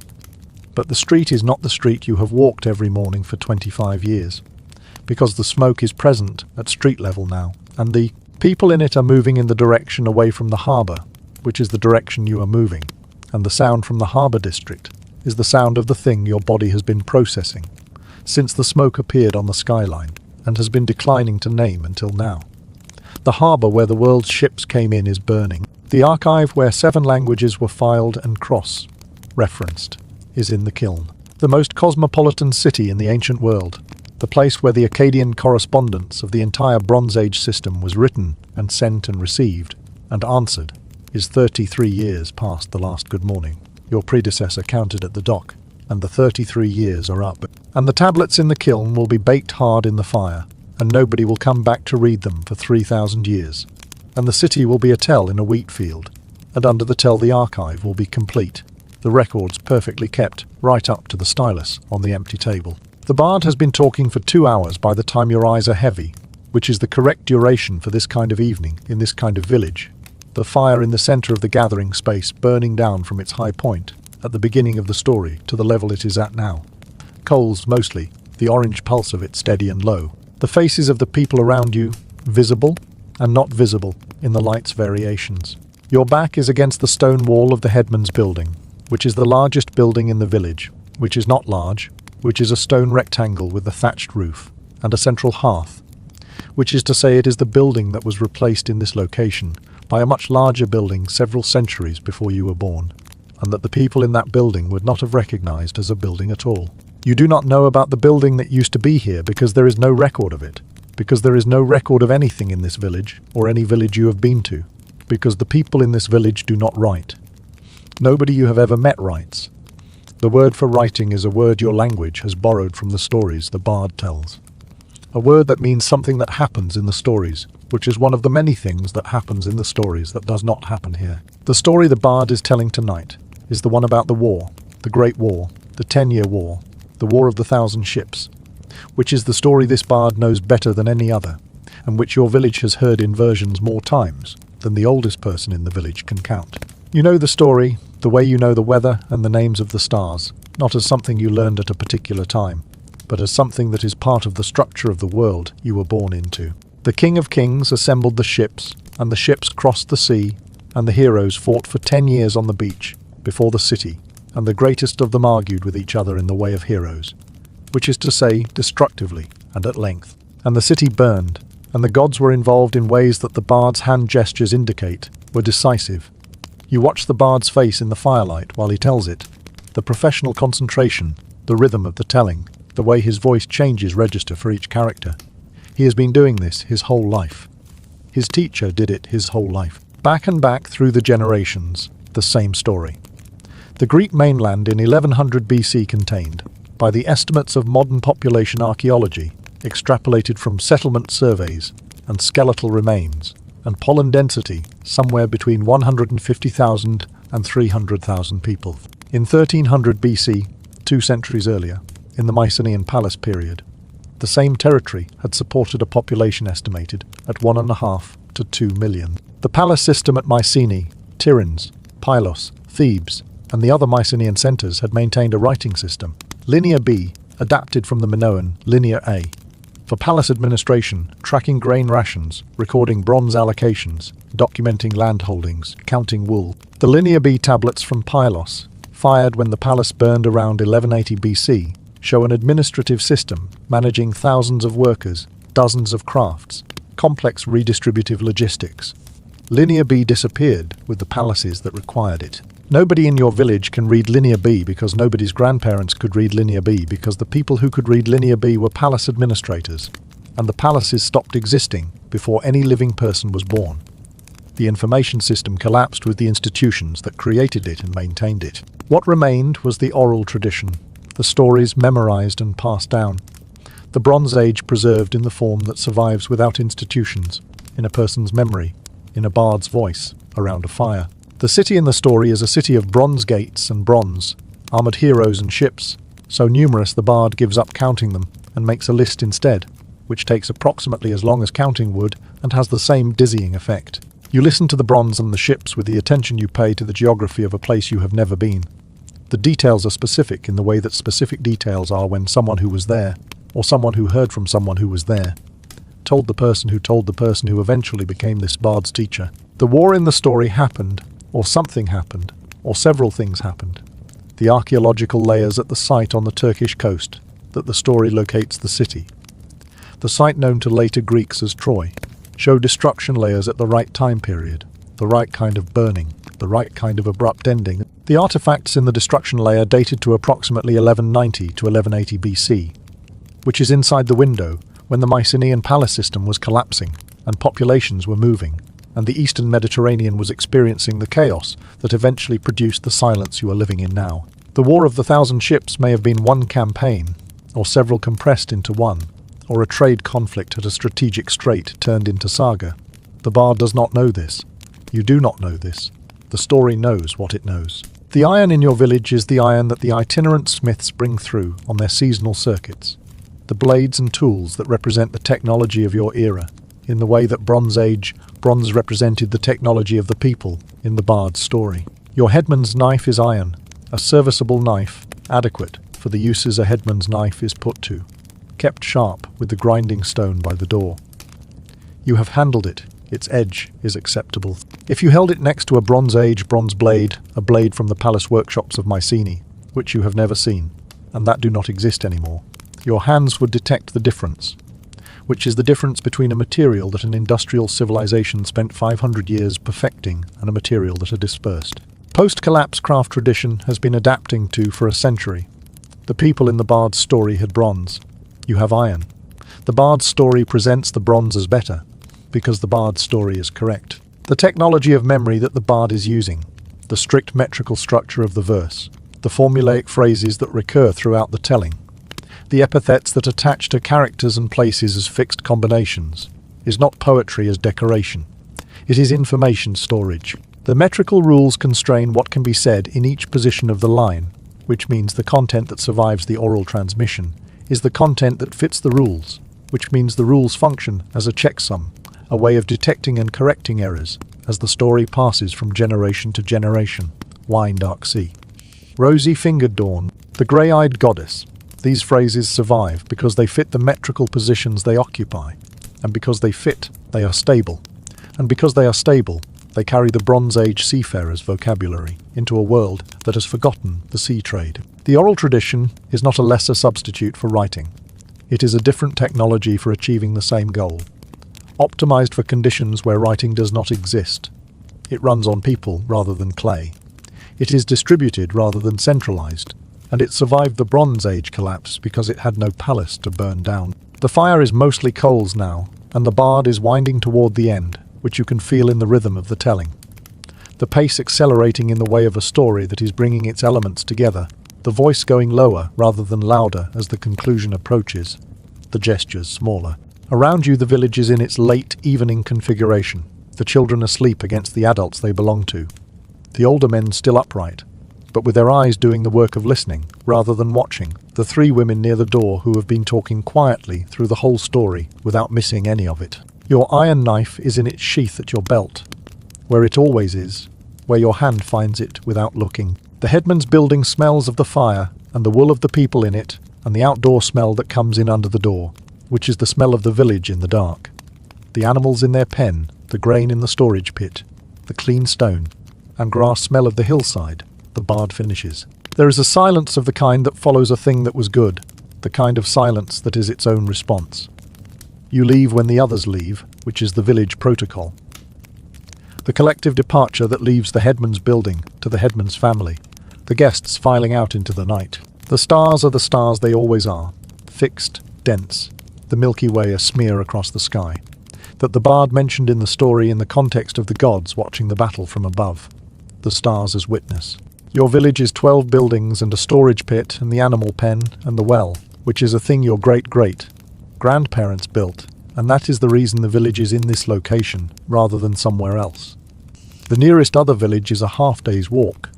The nearest thing that could be called a town is several days' walk in the direction of the coast.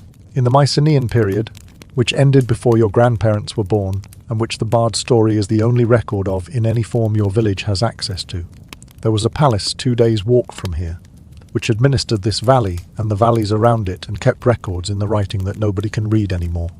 The palace is a ruin. You have seen it, the massive stones of the walls, the lion gate that still stands, the enormous effort of a civilization that built things to last. The palaces lasted. The civilization that built them did not. Your mat is in the building you share with your wife and your children and your mother's sister, and it is where it is every night, and your body finds it in the dark without the lamp. The fire in the central hearth has been banked for the night, the glow of it providing enough light to navigate the room for a body that knows the room. Your wife is asleep in the specific even breathing of actual sleep rather than the performed sleep of someone waiting for you to be in bed, which is one of the things about a person after enough years that your body knows without your mind directing it. The bard's story is in your head in the way it is always in your head after the telling. The bronze ships on the wine, dark sea, the heroes in their bronze armor, the city burning at the end, the heroes going home. The world in the story is the world your ancestors' ancestors lived in, the world that was more connected and more complex and more bronze than your world, and which ended in the way that you have heard it ended, through war and displacement and the failure of things that seemed very permanent. Your world is smaller and quieter and less bronze. Your world has iron and this fire and the 12 buildings and the bard who comes through 4 times a year and tells the old stories, keeping them alive until the conditions arrive in which someone writes them down, which will be 400 years from now, which is not a timeline any living person is considering. You close your eyes. The story runs on in the dark. The great ships cross the wine, dark sea. The heroes make their choices. The city burns. The ingot arrived with the spice shipment, which is how it always arrives, tucked in among the pepper and the cardamom, wrapped in cotton cloth, and then in leather, the weight of it wrong for its size in the specific way of dense metal. Your supplier in the Indian trade has been sending you 1 or 2 of these per season for the past 3 years with the consistent recommendation that you learn to use them, which you have been resisting with the consistent position that you already know how to make blades, and the ingots from the Indian source behave in ways that your training did not cover. You unwrap it on the work table in the morning light of your Damascus workshop, in the year that corresponds to approximately 350 BC in a calendar system that will not be invented for several centuries. And the ingot sits on the table looking the way it always looks. Dark, dense, slightly smaller than a fist. The surface with the faint crystalline texture that distinguishes it from the conventional iron you normally use. Your supplier says the Indians call the material ukeku or woots, depending on the regional source. Your supplier says the blades it produces are the best blades in the world. Your supplier has been saying this for 3 years, and you have been making blades that you consider to be very good blades, and the distance between those 2 positions has begun to feel like a challenge. You put the ingot in the forge this morning, because the morning is the time you use for materials you do not yet understand. The cool-headedness of the morning, the fresh eyes, the willingness that the afternoon forges out of you. The woots behaves in the forge differently from wrought iron from the first heat. Your eyes detect it. The color at temperature slightly different. The surface doing something that your iron does not do. A kind of shimmer in the metal at working heat that your eyes report and that your training has no category for. You work it gently, the hammer lighter than usual, the strikes more exploratory than decisive, because your hands are in the mode of listening rather than directing. The mode you learned to enter in the first year of apprenticeship when the master smith's instruction was. Before you can tell the metal what to do, you have to hear what it is telling you. The woots tells you something at the first heat that your hands need 2 more heats to understand. By the 4th heat your hammer is asking questions, and the metal is answering, and the answers are not the answers conventional iron gives. The process that produced the ingot in your workshop originated in workshops in the southern Indian subcontinent, in the region known in later trade records as the Deccan, where iron ore and carbon sources and the specific technical tradition of crucible smelting had been combining for at least 2 centuries into a material that your generation of Syrian metalworkers is only now encountering as a trade product. The woots process works by melting iron together with carbon-rich organic materials in a sealed ceramic crucible at temperatures high enough to fully melt the iron. Temperatures conventional smithing does not reach, and then allowing the charge to cool very slowly in a controlled way that permits the carbon to distribute itself through the iron in a specific crystalline structure. What emerges from the cooled crucible is a steel with carbon content dramatically higher than the carburized iron that the Hittite tradition smiths have been producing for 3 centuries, a material with properties that the conventional working sequence does not produce, and that require a different working approach to reveal. Your supplier sends you the ingots, because the knowledge of how to work them has not yet made the journey west with the product, which means you are currently in possession of the best metalworking material in the world, and a set of skills that are correct for a different material. The pattern appears on the 9th heat, which is 2 heats later than your instincts told you to expect it, and a revelation your eyes were not prepared for, despite having been told about it by your supplier in terms you now understand were accurate and did not do the reality justice. The surface of the blade, emerging from the final working heat and moving toward the quench, shows a pattern in the steel, a flowing, watery, organic pattern of lighter and darker material distributed through the blade's surface in swirls and ripples that your eyes initially register as a defect, and that your hands then tell your eyes is not a defect but a structure. The carbon, rich bands in the steel expressing themselves at the surface as the blade cools. You hold the blade in the work light and rotate it, and the pattern moves with the light, the watery surface alive in a way that no iron you have worked has been alive. The material revealing its internal architecture in its surface, the way a piece of wood reveals its grain. You have been told this would happen. You did not understand until this moment that you had not been believing it. The chain of technical knowledge that produced the ingot in your workshop runs backward through time in a way that nobody in 350 BC could have traced, and that historians 3,000 years later would spend considerable effort reconstructing. The carburization process, heating iron in carbon, rich charcoal to migrate carbon into the iron and produce a harder working material, had been a Hittite palace workshop technique since at least 1300 BC. When the Hittite Empire collapsed around 1200 BC, the craftsmen who carried the technique dispersed through the eastern Mediterranean and the Levant, taking the embodied knowledge with them. The correct temperatures, the correct number of heats, the quench timing that made the difference between a hard blade and a brittle one. Some of those craftsmen went east into the trade routes that connected the Levant to Mesopotamia, and eventually to the Indian subcontinent, carrying the rough principles of iron carburization into traditions of metalworking that refined them over centuries into something unrecognizable from the original Hittite technique. The crucible process required melting iron completely, which the Hittite technique never achieved. The Indian metalworkers who developed it had, by some route that the historical record does not fully document, assembled the technical conditions: the sealed crucible, the correct temperature, the slow controlled cooling. That produced a material the Hittite armorer, who made one dagger for a king, would not have recognized as being in the same category as his work. You quench the blade in the water trough, and the hiss of metal on water is the same hiss. It always is, but the blade that comes out of the water and into your hand is not the same blade as any blade that has come out of this trough before. The pattern is locked in now, fixed by the quench, permanent in the surface, the watery Damascus pattern that your supplier named before you understood what the name meant. You dry the blade and take it to the grinding stone, and the grinding reveals the surface further, the pattern deepening in the ground section, the contrast between the carbon-rich and carbon-lean bands becoming more visible as the scale comes away. Your grinding stone has ground hundreds of blades. None of them looked like this when the scale came off. Your wrist knows the grinding angle and executes it, and the blade takes shape under the grinding in a way that your experienced eye reads as correct, as the right geometry, as the edge going where you intend the edge to go. And underneath the competent execution, your mind is doing the specific thing minds do when they encounter something their training did not cover. Revising the training, the Wootz process was lost. This is the detail that makes the Wootz story something more than a technical history, and something closer to a parable about the fragility of knowledge. The crucible steel tradition of the Indian subcontinent and the Damascus blade tradition of the Levant and Syria flourished for 2 millennia.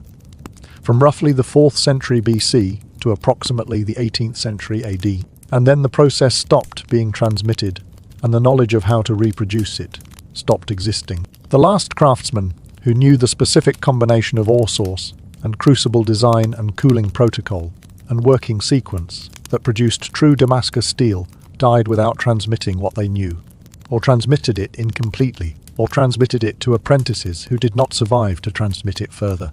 Modern metallurgists have spent decades attempting to reconstruct the process, and they have made significant progress. And what they have produced in the best reconstructions is close, is chemically similar, is visually similar.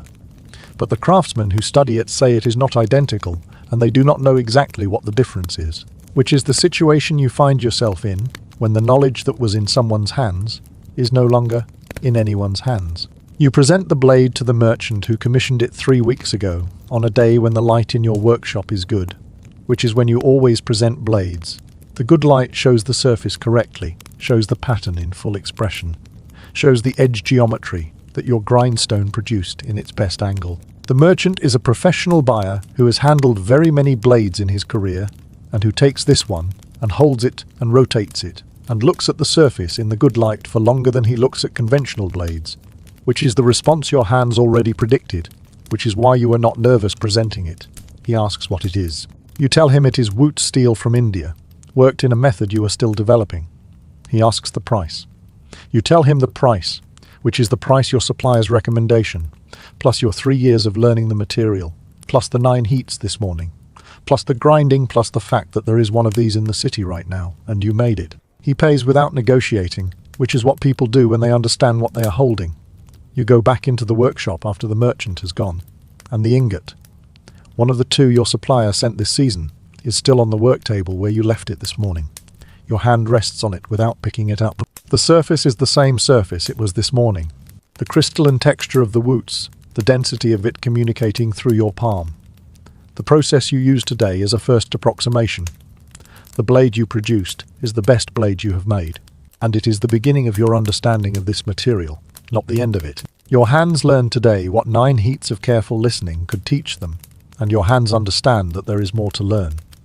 The workshop is quiet in the afternoon, the charcoal banked, the grinding stone waiting, the quench trough still with the water that cooled the best blade your hands have ever made. 350 years ago, the most connected economy in the ancient world collapsed, and the craftsmen from the collapsed palace workshops walked out into a broken world and carried their knowledge in their hands. And the knowledge travelled in ways nobody planned, and arrived in places nobody expected, and produced things nobody in the Bronze Age could have imagined. The ingot is cool under your palm. Your hands do not know yet what they are going to learn. Your kitchen knife is in the drawer where you left it, which is where it always is, which is a fact your hand knows before your mind is consulted about it. You are not in the kitchen. You are in bed, in the dark, in the specific warmth that a body generates under its covers over the course of an evening, and the knife is in the kitchen in the drawer. But your mind is resting on it the way your mind rests on ordinary objects in the period before sleep, when the attention moves loosely through the near world without urgency or direction. The knife is steel. Your mind knows this.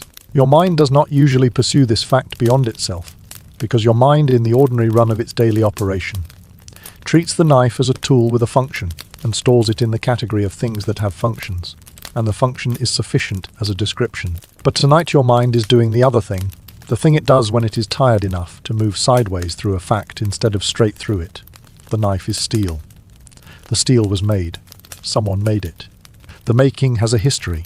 The history is longer than you are going to be awake for. The steel in your knife was processed in a furnace somewhere, a modern furnace, electric or fuel, fired, operating at temperatures your body could not survive in the way that your body cannot survive. Most of the processes that produce the objects your daily life depends on. The steel came from iron ore and carbon, combined under heat and pressure into an alloy your hand handles every morning without considering what it is. Before the modern furnace, there were the early industrial processes, the Bessemer converter, the crucible steel tradition of Sheffield, the centuries of European ironworking that produced the Industrial Revolution's material basis. Before Sheffield, there was the Damascus blade tradition, the workshop in the Levant, where a craftsman received his first Wootz ingot and spent 9 heats learning what the material wanted from him. Before Damascus, there was India, the Deccan workshops, the sealed crucibles, and the slow cooling and the carbon distributing itself through the iron in the crystalline structure that produces the watery pattern. Before India, there was the dispersal, the craftsmen walking out of the burning palace cities with their knowledge in their hands, going south and east and west with the only thing the fire could not take. Before the itinerant smiths, there was the palace workshop, the forge room at Hattusa, the armourer who spent 38 heats producing 1 dagger for a king who wanted a prestigious object and received a blade that was the best iron object his kingdom had produced, and that was still inferior to every bronze weapon in his armoury. Your mind rests on the armourer for a moment in the loose pre-sleep way, that attention moves through things it does not need to hold with full concentration. The armourer's hands, the count of heats pressed into clay, the iron bloom in the corner of the forge room, dark in the morning light, waiting to be understood by a civilization that did not quite have the conditions to understand it fully yet. Your body is warm, your mind moves. Before the palace workshop, there was the tin merchant, the caravan on the Anatolian plateau, the mules and the 12 bags of tin, and the caravanserai floor, and the evening gossip about caravans that had not arrived from the east. The tin merchant is somewhere on a road, now that no longer exists. Not the road itself, not the road's geography, but the road, as a function, as the artery of a supply chain that carried essential material across 3,000 miles from mountains in Afghanistan to foundries in the Aegean. Your mind follows the tin backward along the road, the relay stations, the Euphrates crossing, the sealed bulla, the weight of silver on the balance scale, the hands that pass the cargo from hand to hand across the distance between the source and the foundry, hands that did not know each other, hands that did not know the whole chain. Your hands under the covers are warm. The tin was cold. The road is 3,000 years gone. Before the tin merchant, there was Hugh Garrett, the harbour district at dawn, the junior merchant's assistant with the green-stained hands counting copper ingots on the dock in the morning light. The harbour smells of salt and cedar and copper oxide. in the way that a harbour smells when it is the most active trading port in the most connected economy the ancient world has produced. Which is to say, it smells of everything at once. All of it together, the whole system concentrated in the salt air coming off the morning water.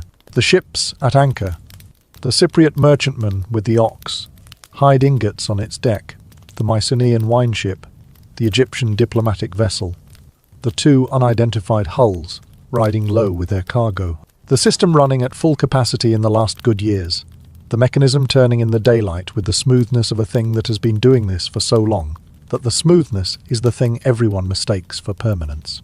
Your mind is in the Ugarit harbour, and your body is in your bed, and the harbour is 3,000 years gone, and the harbour smells exactly the way it smelled, which is to say your mind has reconstructed the smell from the descriptions, and the descriptions are what is left.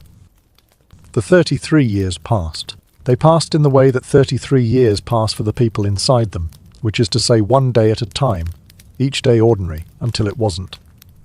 The accumulation of ordinary days not feeling like accumulation, not feeling like the approach of anything, until the approach was so close it was arrival. The copper ingots on the dock, the tin caravans not arriving from the east, the letters in the archive requesting grain with increasing urgency, the farmer in Anatolia looking at the wrong-coloured sky and doing the arithmetic twice to get the same answer, the ship moving south with the families on the deck and the ox carts lashed in place, the archive room in the last morning before the smoke appeared on the harbour skyline, the tablets on their racks, the kiln waiting for the fire, it was going to get whether or not it was ready. The system ran until it did not run. The running had been so long and so smooth that nobody had developed the habit of imagining it stopping, and then it stopped, and everyone who had spent their lives inside it had to find out what they were without it. Your body is the temperature, it is under the covers, which is the temperature your body generates when it is still and warm and not being asked to do anything. Your breathing has settled into the pattern that precedes sleep, the slower rhythm, the longer spaces between breaths, the specific quality of the air in your lungs that your body accepts rather than urgently exchanges.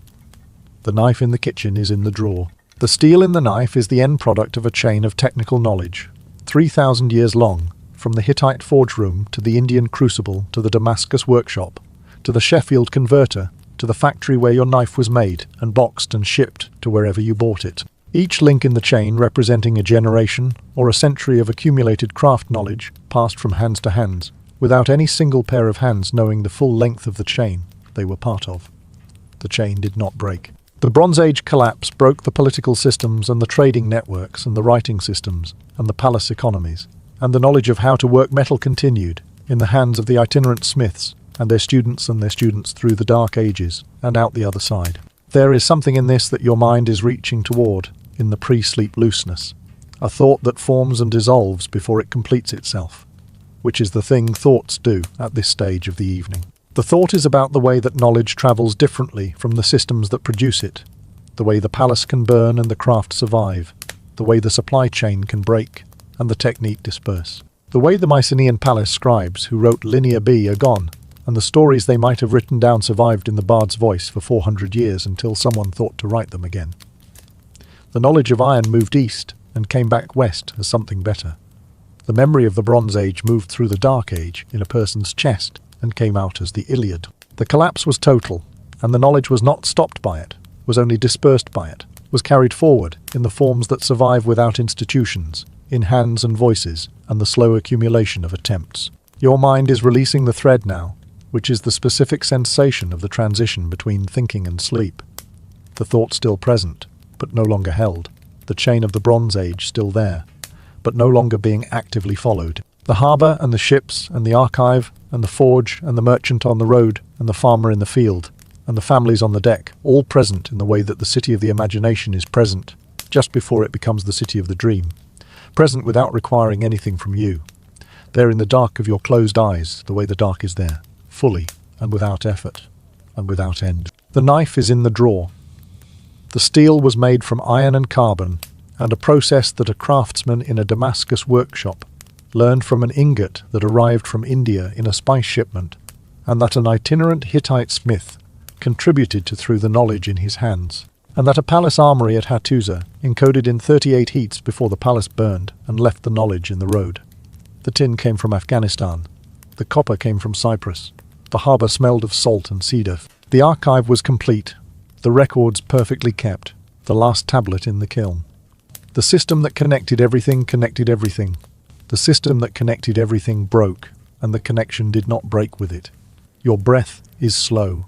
The harbour is dark. The world is working somewhere, the way it always is, the way it was, the way the record says it was in the last good morning before the smoke appeared on the skyline.